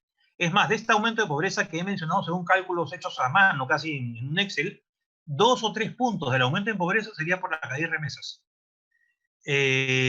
A ver, Miguel, es que Miguel nos pregunta, ¿de qué manera cree usted que el gobierno puede instalar diferentes tipos de Big Data en determinados sistemas? Mi respuesta es de todas las maneras. Es decir, el Big Data es la clave para poder manejar la información hoy en día. Es un tema de decisión, simplemente. Yo entiendo que ahora todo lo que se está haciendo es actuar sobre la emergencia, nada más. Pero entiendo claramente que esa es una salida que va a tener que darse de todas maneras. A ver, Juan Ricardo Díaz, ¿cuánto repercutiría el proyecto de ley que quiere presentar el Congreso para la condonación de intereses en entidades financieras? No quiero ni pensar, Ricardo, no quiero ni pensarlo, pero esto sí dañaría muchísimo a los ahorristas de los bancos, dañaría muchísimo, pero muchísimo al sistema financiero. Cuando en el 8590 se tomó una medida más o menos parecida, quebró el sistema bancario. ¿Ok? Uno aprende en economía a analizar no solamente lo que ve, sino lo que no se ve. ¿Qué más caen en 2020? Parece que construcción. Javier nos pregunta cuáles son los dos sectores económicos que más van a caer en 2020. Creo que construcción y manufactura son los que más van a caer. ¿Cuáles son las expectativas del sector textil y retail? ¿Cuándo empezarán a recuperarse? Carlos Samuel nos pregunta eso. Carlos, fíjate. El problema con el retail es que ya está abierto, pero vía e-commerce, ¿no es cierto? No vía física. Pero lo que se está notando, y esta data sí ya es data dura, es que muchas grandes empresas no tienen la logística para que llegue a tu casa lo que compraste digamos, si compraste algo ayer, debería llegar en 2 o 3 días, ¿no? Pues termina llegando en 1 mes y medio. Pero si no tienes la logística para actuar con e-commerce, no te sirve de nada. Sector textil, sí puede recuperarse relativamente rápido, pero eso va a depender crucialmente de dónde venga el sector textil, ¿no? Por ejemplo, Gamarra, por poner el eje, si mantenemos a los empresarios solo formales de Gamarra, sí va a haber una recuperación más o menos rápida. Gamarra ya vende por internet, y dicho sea de paso, Carlos, le debo decir que las ventas de Gamarra son mucho más puntuales que las ventas de las grandes multitiendas. O sea, Gamarra te llega el producto a tu casa en 2 o 3 días, o menos a veces es el mismo día. ¿Ok? Las grandes multitiendas están hablando de un mes. Siguiente pregunta. Edison, ¿qué oportunidades de investigación en el ámbito macro o micro se presentan entre la coyuntura? La disponibilidad de datos será un gran limitante. coincido y suscribo 100%. No se puede hacer investigación sin datos. Cualquier investigación, Edison, que se tenga que hacer ahora, y que estamos intentando donde sea hacer varios para ver los impactos del COVID y varias cosas, necesariamente va a pasar porque quien haga esa investigación, en muchos casos deba crear la data. ¿Ok? Crear la data cuesta. La data es un bien público que el gobierno tendría que suministrar vía INEI y ser muy rápido. ¿Ok? Necesitamos, por ejemplo, encuestas de estos tiempos para que los investigadores tengan el tiempo para analizar, para hacer sus corridas matemáticas, cuánto hay. Es difícil de superar, te digo, de verdad, Edison. Es difícil de superar. Dani nos pregunta, soy una persona natural con negocio y tengo clientes del rubro textil que no me pagan hace 120 días. ¿Qué esperar con estos clientes? ¿Me pagarán? Le espero un poco más. El rubro textil, pero no se... Y hable sobre el rubro textil. El problema es que probablemente muchos de ellos no estén pagando porque no tienen ingresos y un subgrupo porque se quieren pasar de vivos. Mi recomendación, señor Dani Cáceres, es llamarlos uno por uno y sentarse a conversar para reprogramar el pago de alguna forma. ¿Ok? Lo que pasa es que cuando comienzan, Dani, estos temas del Congreso, que se perdona esto, se perdona el otro, todos se cuelgan de la misma cuestión. ¿Ok? Por eso yo lo que creo es que hay que, ahí la solución es sentarse uno por uno. O sea, hacer un trabajo, si quieres, no a los 120 como un paquete, sino un trabajo de bisturí. Es decir, operar uno por uno. Joana nos pregunta, en el sector de construcción, ¿hasta qué periodo deberíamos proyectar una disminución de la rentabilidad? A ver, yo creo que sí hay que ser conservadores, Joana, en construcción. Yo creo que todo este año construcción no, digamos, no le va a ir bien a construcción este año. Yo te diría en construcción una recuperación, pensando en voz alta, casi mediados de 2021. ¿eh? Mediados de 2021. Por ahí estaría.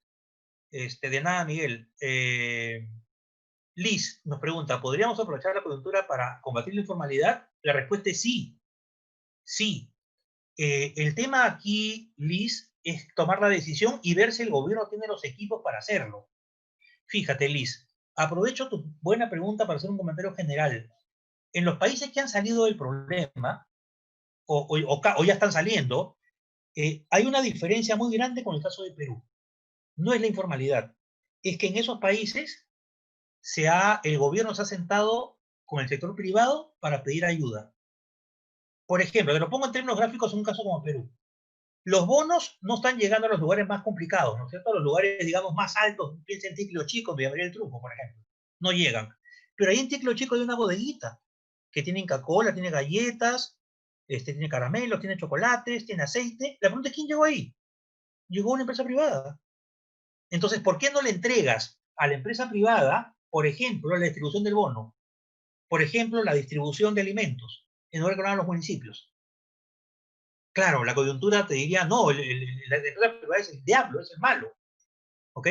Y por eso digo que nos están jugando en contra muchas cosas que tienen que ver con intereses políticos personales o con otro tipo de intereses, no sé.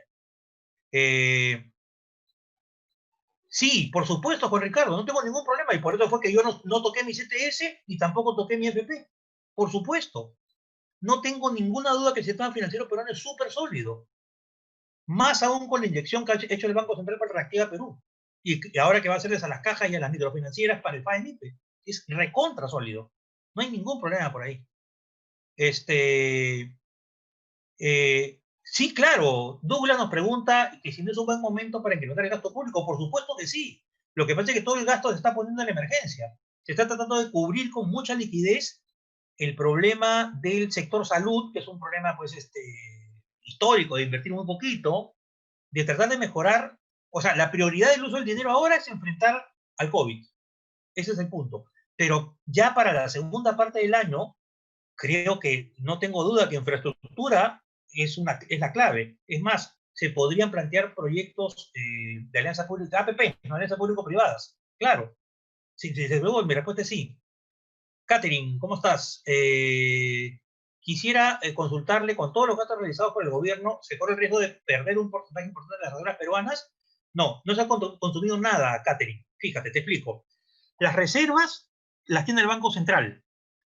Esas reservas que tiene el Banco Central solamente tienen un uso posible, solamente un uso, que es vender dólares para evitar que el tipo de cambio se dispare. Nada más. No se pueden usar para salud, para educación, no se pueden usar para nada simplemente. Muchos están presionando para esto, pero te puedo asegurar que eso no pasa a menos que el Congreso haga otra de sus medidas y en ese instante el presidente del Banco Central va a renunciar. ¿Ok? Las reservas no se tocan. Sirven simplemente para, como te digo, evitar que el dólar suba. Y ese, digamos, ahora más que nunca estás viendo que las reservas han servido porque el dólar casi no se mueve. Fabián, ¿cómo estás? Estas medidas populistas son de verdad. A ver, estas medidas populistas son de personas cercanas o congresistas que apoyan al actual régimen, incluso el mismo Vizcarra. Mira, hay de todo, ¿ah? Te voy a decir que hay de todo. Hay en el Congreso, si entras a la página del Congreso y ves proyectos de ley, hay proyectos presentados por Alianza para el Progreso, por Frente Amplio. El único partido que está más alineado, si quieres convictar, es el Partido Morado. Todos los demás están en contra. Y claro, o sea, es válido, estamos en una democracia y así son las cosas. Pero voy a decir una cosa que va a sonar espantosa, va a sonar a terror, ¿ah? Pero ahí va. Yo creo que ahorita Vizcarra está arrepintiéndose de haber disuelto el Congreso anterior, porque el Congreso anterior te ponía trabas en la parte política, pero no en la económica. No en la económica. Este te está destruyendo la economía. Esa es una gran diferencia. Pero en fin, es una opinión nada más. Edison, buena pregunta. ¿Por qué si se tiene grandes depósitos del MEF en el Banco Central, se tienen que hacer préstamos a organismos internacionales? Porque son más baratos, Edison. Recuerda tú que en finanzas un principio básico es que siempre es bueno trabajar con plata de terceros, ¿ok? No con tu plata. Entonces, ¿qué es lo que pasa? Lo que pasa es que estos depósitos que el MEF tiene en el Banco Central ganan un interés, ¿ok? Que es mayor que lo que cuesta tomar un préstamo de fuera. Entonces, lo que hace es tomar el préstamo de fuera. Sí, claro que sí. Difícil, Erika, la pregunta. ¿Qué medidas implantaríamos para lograr el formalismo? Yo lo que te digo solamente una cosa, Erika. Yo lo que creo es que los seres humanos respondemos a incentivos o motivaciones, que pueden ser monetarias o no monetarias. ¿Okay? Todos hacemos algo por algo, alguna razón. Entonces yo creo que los informales tienen que convencerse de alguna forma que ser formal es mejor. Por ejemplo, ¿cómo se podrían comenzar a convencer ahora con lo que ha pasado? Pero hay más cosas. Por ejemplo, si el informal viera que la gente que paga impuestos, por ejemplo, puede gozar de una mejor educación, yo sería más duro, ¿eh? Puede acceder a ciertos colegios públicos y no a todos, o por ejemplo puede acceder a mejores seguros públicos de salud. O sea, cuando el informal ve que lo que hace pagando impuestos le sirve para su vida de todos los días, entonces va a comenzar a formalizarse. Y era una cosa más, Erika. Ofrecería la formalización y durante los primeros 3 años no pagan nada de impuestos. Solamente lo formalizo. O sea, hay que convencer de a pocos a esa gente, a ese grupo de personas que han sido informales durante 50 años. Y viene de generaciones. Miguel Paz me pregunta, Juan, me llamo Carlos, ¿cuánto te imaginas en tiempo que es una recuperación de la economía? Fines de 2021, comienzo de 2022, recuperación al nivel del que teníamos antes que estallara el COVID. A ese nivel, pero antes la economía iba a ir subiendo, ¿no? Yo cuando estén subiendo ya estamos ahí, ¿no? Arit nos pregunta, ¿Estados Unidos está inyectando a su economía trillones de dólares? En este contexto, ¿el efecto que causa esta inyección podría ser perjudicial para América Latina? No. Mira, cuando Estados Unidos pasó por la crisis del año 2008, la solución que vino 2011-2015 fue una inyección más grande que la que se ha inyectado ahora. ¿Ok? Los dólares que sobraron, por así decirlo, que se rebalsaron de Estados Unidos, cayeron al resto de países del mundo. Y eso contribuyó con un enorme ingreso de dólares a muchos países, entre ellos Perú, y eso bajó el tipo de cambio. ¿Ok? Entonces no es una mala noticia para el Perú. Mientras más dólares, claro, lo que pasa es que el dólar pierde valor y cosas más, ¿no? Pero en general, más dólares a Perú le harían bastante bien, ¿no? RPP, buenas tardes, ¿qué tal? Dani nos comenta, es real que hay un problema serio en la cadena de pagos porque no hay dinero en los bolsillos de los consumidores. ¿Cuánto tiempo estima usted que se recuperará y qué estrategia propone? Yo seguiría con el Reactiva Perú y con el FAEMIPE, pero le pondría una bujía o un motor, o una, motor a chorro o algo así para que se aceleren. ¿Ok? Porque de eso depende el tiempo que la economía se recupere. Pero yo le pongo mis fichas a que para recuperar lo que teníamos pre-pandemia, fines de 2021, pre-pandemia. En esta coyuntura, buenas perspectivas, todo lo que tenga que ver con el sector digital, Luis Felipe. Luis Felipe nos pregunta qué sectores crees que tengan buenas perspectivas en esta coyuntura. Todo lo que sea digital, todo lo que sea de libre y todo lo que sea e-commerce. Necesitamos, por ejemplo, mayor cantidad de personas que sepan arreglar computadoras a la casa, por decir cualquier cosa. Necesitamos que la gente se entrene más en temas digitales. Por ejemplo, poner una empresa pequeña de ese tipo de cosas, ahora no tiene pierde. Y ojo, está saliendo un tiempo largo. La clave ayer, hoy y mañana siempre fue formalizar el RPP. Siempre fue formalizar. ¿Ok? El tema es que ahora se ve más claro el problema. Ahora el problema ha saltado. ¿Ok? No sé si se podrá hacer ahora mismo, pero es una tarea que ya no se puede postergar. Fabián nos pregunta, ¿el aislamiento y la emergencia sanitaria se mantienen porque no se compraron oportunamente pruebas moleculares? Etcétera. Probablemente sí. Sí, esa es una explicación válida, que por alguna razón Perú no compró pruebas moleculares, no compró remedios, no compró oxígeno medicinal, no compró nada. Correcto. ¿Quién falla ahí? MINSA. Sandra Carrasco nos pregunta, el tema de la formalización también va más allá de los incentivos. No quieren ser formales. ¿Cómo cambiar esa cultura? Mira, es muy difícil, Sandra. Yo coincido contigo, sea lo que estás yendo. Es muy complicado, porque la informalidad no es un tema solamente laboral, Sandra, sino es un tema de falta de respeto a las reglas de juego. Te dicen, mantén la distancia y no la mantienes. Y yo no entiendo por qué no la mantienes. Yo quisiera hablar con un informal y preguntarle, pero ¿por qué no la mantienes? ¿No te das cuenta que puedes contagiarte? Supongamos que te respondan, no, porque si me contagio a mí no me pasa nada. Perfecto. ¿Tienes papá, tienes mamá, tienes abuelito? ¿O tienes hijos? Cuando vayas a tu casa lo vas a contagiar. ¿Eso quieres? Como dices, esto es un tema cultural. Y los cambios culturales, mi estimada Sandra, llevan años. Una opción es que lo hagas más, digamos, de manera más dura, ¿no? Un poco más rígida, más fuerte, ¿no? Puede ser, ¿no? No tengo la respuesta, Rosario, de cómo hacer para formalizar los informales. No la tengo, sinceramente. Por un lado, el Estado pone muchas trabas, por otro lado, los impuestos que pagarían no se verían reflejados en nada. Mira, Rosario, si en este momento nos preguntaran a nosotros, oye, ¿tú quieres pagar impuestos o no quieres pagar impuestos? ¿Qué cosa vas a decir? No, no quiero. Si me preguntan a mí, ¿por qué no quieres pagar? Porque mira, no son capaces, como dice Fabián, de comprar los medicamentos, no son capaces de tener una buena educación para la gente que no tiene oportunidad, entonces no quiero pagar impuestos, no voy a pagarlos.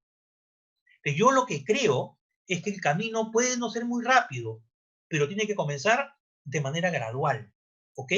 Y en esto, ojo Rosario, gran parte de culpa la tenemos nosotros. Desde cuando vamos a un restaurancito y no pedimos la boleta, hasta cuando vamos a una psicóloga o un psicólogo en su casa y es plata en mano, ¿ok? Lo que hay que hacer, y por eso ahí tengo otra propuesta, Rosario y Sandra.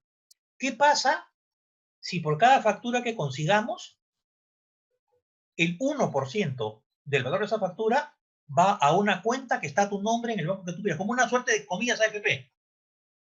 O sea, si vas a un psicólogo y no te da boleta, ya no vas más. Y no vas más porque si vas a uno que sí te da boleta, el 1% de eso va a tu propio fondo en el banco que tú escojas.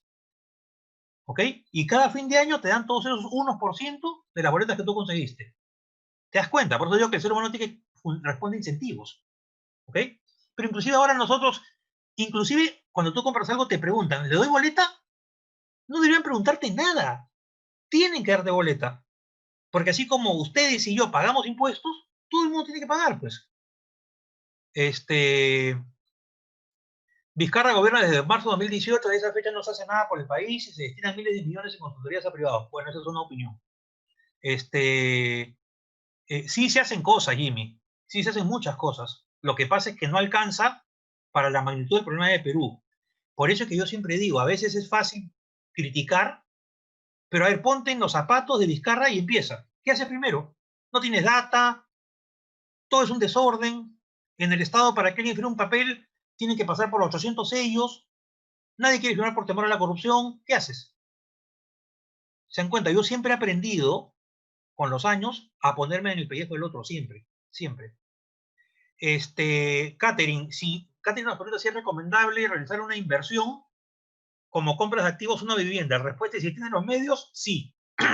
Sí, porque los departamentos, inmuebles en general están cayéndose de precio, y porque si tú vas a un banco a pedir un préstamo ahora para una vivienda y el banco nota que tiene los fondos, te va a poner primero una tasa de interés y tú dices, no, yo no quiero pagar 6%, quiero pagar 3% al año.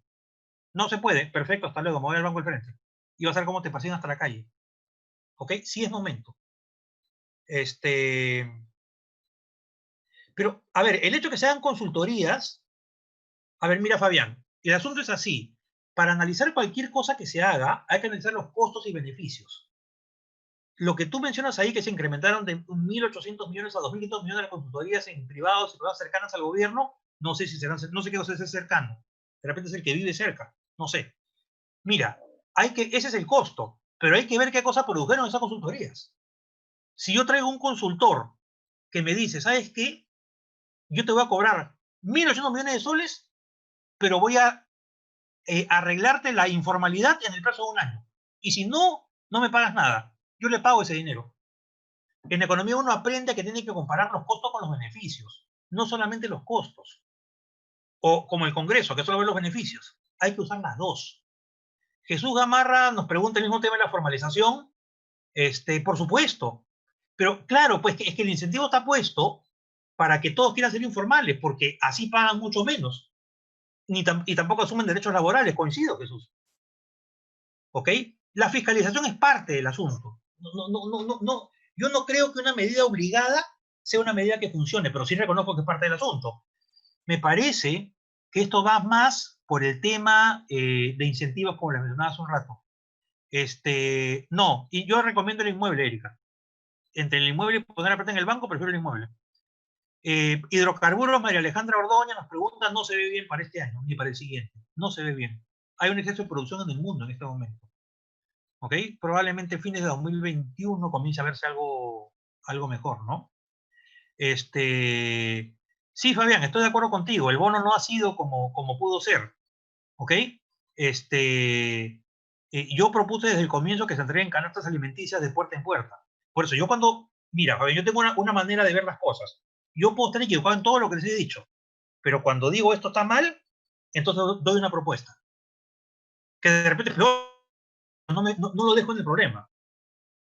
¿Ok? Es muy fácil ver los problemas. Ok, tráeme el problema y tráeme la solución, como dicen los chinos. Tráeme la solución, ¿cuál es? Pues yo propuse desde el primer día, y pueden ver mis artículos en los diarios desde el primer día, no a los bonos. Desde el primer día lo dije. Sí a las canastas alimenticias. Y fue motivo de burla y de mofa de todos los que me siguen en Twitter y todos se burlaron de mí. Y ahora, ¿qué dicen? Lo de Cajamarca es un pecado, Luis Felipe, coincido contigo. Si hubieran tenido, digamos, podido sacar el oro. Lo más raro de esto, Luis Felipe, ¿sabes qué cosa es? Que un sector del Perú se opone a la minería formal, pero aplaude la minería Madre de Dios, que destruye la Amazonía. Eso es lo que no entiendo. Yo, ¿sabes qué, Luis Felipe? Detesto la doble moral, la doble cara. Eso yo no lo permito, lo detesto simplemente. ¿Ok? Si no quieres minería, pues no la quieres ahí, tampoco en Madre de Dios, pues. Pero no en un lugar sí y en otro no, pues. Eh, bueno, sí, ya sé, Fabián, que todo para ti es corrupción, todo está mal, todo es un desastre. Es tu punto de vista. Está muy bien, está muy bien. Eh,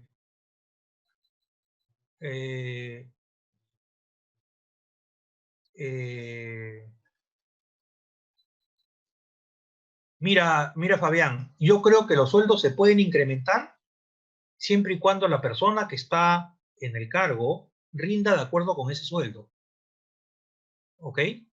Si tú tienes esa opinión, esa es una opinión, yo la respeto muchísimo. Bueno, Arnold, respeto mucho la opinión. ¿Ok? Eh, recomiendo invertir en fondos sin fin previsión de las AFP, y eso depende, Saida, de cada uno. Mira, yo en lo personal sí quiero tener una pensión. ¿Te das cuenta? Yo quiero jubilarme cuando la ley indique y pasar el resto del tiempo que Dios me dé de vida leyendo tranquilo en mi cama. Y eso es lo que sueño. ¿Ok? Entonces yo sí recomiendo cualquiera de las dos opciones, ¿no? Pero algo que te asegure, digamos, tu futuro, ¿no? Desde el momento que te jubiles. Eh, bueno, está bien, Fabián, sigo respetando tu punto de vista, que Perú es poco menos que el infierno mismo.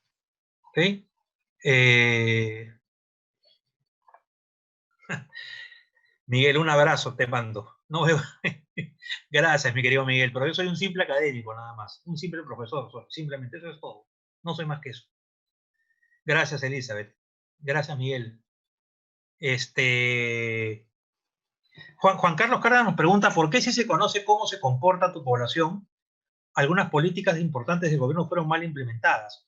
Yo sí tengo respuesta a eso, Juan Carlos, porque creo que la gente más capacitada no está en el gobierno.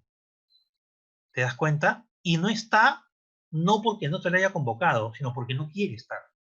Fíjate, yo tengo muchos amigos que han pasado por los últimos gobiernos, ¿ok? Porque son mis amigos al margen de su postura política. Y todos están ahora con juicios, ¿ok? Ganaron muy poco dinero, y todo lo han más que gastado en juicios. Entonces, o sea, si tú no logras cambiar a la gente que está en el Estado, mira, Juan Carlos, voy a exagerar un poco el asunto. Tú sabes que desde que empezó esto de los despidos, obviamente en el sector formal se despidió mucha gente. Hemos visto el dato para Lima. Pero en el sector público se dio la orden de no despedir a nadie. O sea, si tú sabes que no tienes, digamos, posibilidad que te despidan, no tienes ningún incentivo a preocuparte de nada, pues simplemente. ¿Ok? Yo pienso que hay que cambiar las políticas. Creo que para eso sirve el Congreso. Creo que para eso sirve el gobierno. Pero gente como ustedes son la gente que tiene que estar en el gobierno, no lo que están ahora. ¿Ok? Porque es muy fácil decir, acá todos roban, ya pues anda tú entonces, pues. Yo aprendí eso porque una vez me pararon así hace muchos años. Porque dije, no puede ser posible que esta corrupción, entonces asume tú, pues. Ven, te invito. Pura mañana. Nunca más volví a criticar. Porque dije, claro, es muy fácil ponerse en el papel del crítico. Pero después me pregunté yo mismo, a mí mismo, ¿y por qué la gente no va? ¿Por qué la gente no va a trabajar al gobierno? Y me pregunté mirando para el espejo, ¿irías al gobierno? No. ¿Y por qué no? De repente, cuando tienes su propio personal, porque quieres una vida tranquila, tienes tu trabajo en el sector privado tranquilo, jamás vas a ganar en el gobierno lo que ganas en el sector privado.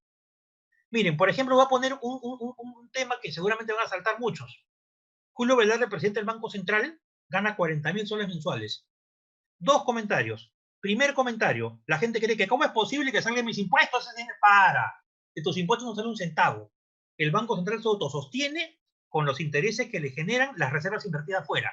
Desde tus centavos, de tu bolsillo no sale nada. Segunda cosa que debo decir, gana 40.000 soles al mes y es el peor sueldo de un presidente del Banco Central en toda América Latina e incluye Haití. ¿Ok? Por eso he aprendido también que antes de hacer tantos comentarios que uno lee en los medios, hay que leer, hay que averiguar primero. Mariano Carranza, ahí sí estoy de acuerdo contigo. ¿Qué riesgo existe en la cercanía de un proceso electoral? Tal como lo veo, hay riesgo, mi querido Mariano. Fíjate, desde luego que post-crisis usualmente tienden a salir presidentes de corte populista, ¿no es cierto? Si tú recuerdas 2011, Ollanta Humala gana la elección en gran parte por digamos, porque era el voto antiqueico, pero en otra parte también porque su campaña fue básicamente, hasta que cambia entre las dos vueltas, la del pueblo rojo, por así llamarla, ¿no? O sea, el candidato que dice, yo voy a quitar a los ricos la plata, y ese es el que gana. Entonces, a mí me da mucho miedo que en 2021 retrocedamos en todo lo que se ha avanzado, todo lo que hemos avanzado. ¿Ok? Yo sí tengo miedo. ¿Ok? Tengo miedo a muchos que pueden ser candidatos o candidatas en un contexto como este que están en el Congreso ahora, y otros que aparezcan de la nada, ¿no? Diciendo yo soy el Mesías que te va a arreglar todo. Porque en la economía se puede gastar tan infinito y no hay problema. A mí me da miedo. Jesús, ¿cree que la actual ministra de Economía está haciendo un muy buen trabajo? ¿Un buen trabajo? A mí me parece que sí. Me parece que sí. En la cuarentena, para empezar, la hace en el Ministerio de Economía, trabaja 20 horas diarias y su principal limitación es información. ¿Ok? Y si por ella fuera, y te lo digo de la fuente ella misma, sacaría, botaría del Estado a la mitad de la gente. A la mitad, ¿ah?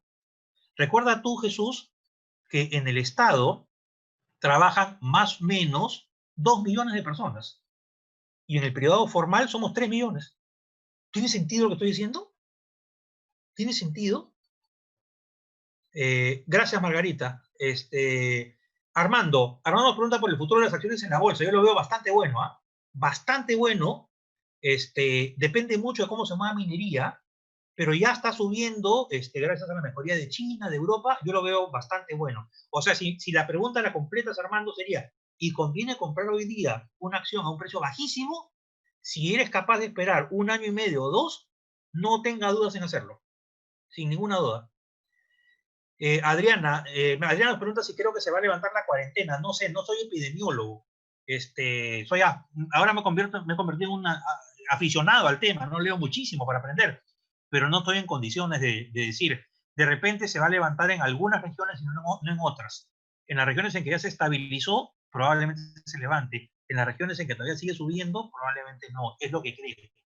Porque acá la lección, Adriana, lo que sí entendieron los epidemiólogos es esto, que cada región tiene una dinámica distinta. Entonces no puedes hablar de una cuarentena en el país o una cuarentena, tienes que hablar por regiones, me parece, no sé si se levantará.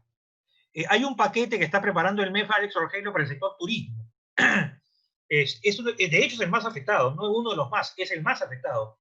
De turismo depende más o menos 1,5 millones de personas. ¿Ok? Y hay un paquete que va a salir probablemente, calculo, en un mes, si es que las trabas burocráticas no siguen impidiendo las cosas, de salvataje al sector turismo. Ahí hay que salvar empresas, hay que salvar agencias de turismo, hay que salvar líneas aéreas, porque si no se cae todo. ¿Ok? Ahí sí hay que entrar con todo. Hay que entrar con todo. Sí, Omar nos pregunta si tengo algún dato de investigación sobre la informalidad. Sí. Mira, hay varios. Te sugiero entres a la página del Banco Central, en la parte de publicaciones, en la parte de estudios económicos. Hay varios estudios de la informalidad en el Perú. Escriba mi correo, porque tengo varias cosas, varios links más que te podría ir pasando para que vayas viendo, ¿no? Hay un documento del Banco Mundial del año 2011, perdón, sobre la informalidad en el Perú. Chequea ese documento del Banco Mundial, ¿ok? Te va a dar bastantes luces de data, dónde están, etc, etc. Juan Tuma nos pregunta, somos pequeña empresa, semaforización vial para las calles, antes de la pandemia nuestras ventas eran regulares, el Estado es el mayor cliente para nosotros. Hemos recibido reactividad de Perú, pero se ha disminuido en un 80% con pagos a los trabajadores, proveedores, bancos, un 80% se ha reducido, mira, no tenía ese dato, ¿ah? O sea, te ofrecieron 10 y te dieron 2. No sabía eso, voy a averiguarlo porque no tenía ni idea, Juan, ¿ah? O sea, si pediste 100, te dieron 20. Pucha, que si es así, entonces no sería para nada el programa. Miguel nos comenta, mucho criticamos, como se vive en el mercado gamarra cuando uno quiere comprar, pero hay que reconocer que ellos son mucho más puntuales que los de detalle. Totalmente de acuerdo, suscribo, firmo, donde quieras. Hay que aplaudir a la gente luchadora que sale de la nada, son emprendedores, y te traen lo que tú compres casi hasta en bicicleta a tu casa, pero cumplen. Y eso se aplaude. Las grandes tiendas no están cumpliendo. Fernando Perea nos pregunta en qué inversiones privadas y públicas deberían priorizarse, ¿no? Yo creo que infraestructura es la llave. Infraestructura es la llave, es la que más mueve una economía. Si tú haces correlaciones matemáticas y gráficas, te vas a dar cuenta que infraestructura es la que más mueve, por los dos lados, sobre privado y público. Ahí hay que entrar fuerte. Hay un par de preguntas más. Para invertir ahora, si es que está dispuesto Armando Esteban a esperar, digamos, 1 año y medio, bolsa es una buena opción, un pequeño departamento es una buena opción también. Si quieres algo más rápido, algo digital, arreglo computadoras, arreglo celulares, arreglo lavadoras, secadoras y todo ese tipo de cosas son ahora el momento, el boom es. Bueno, les agradezco muchísimo. Lamentablemente tengo clases en 10 minutos. Muchas gracias por haber estado ahí. Sé que hay un montón de mensajes más. Ha sido un verdadero placer, un verdadero honor. Suelo ser muy, digamos, directo, sin escalas, pero ustedes saben que los estilos son estilos, pues simplemente. Un gran abrazo a todos y vamos a salir de esta. Van a ver que sí y va a ser más rápido de lo que parece. Mis proyecciones son exageradas en el extremo. ¿ok? Va a ser antes, va a ser antes. Mediados de 2021 podríamos estar hablando ya de una salida bastante clara ya, ¿ok? Grandes abrazos para todos, nuevamente muchas gracias y a disposición para cuando ustedes quieran. Muy buenas tardes. Muchas gracias, Carlos, por tu gran exposición. Estimados participantes, les recordamos que para Pacific Business School es muy importante conocer su opinión, por ello estamos compartiendo una encuesta a través del chat para que la puedan completar. Muchas gracias y que tengan muy buenas tardes.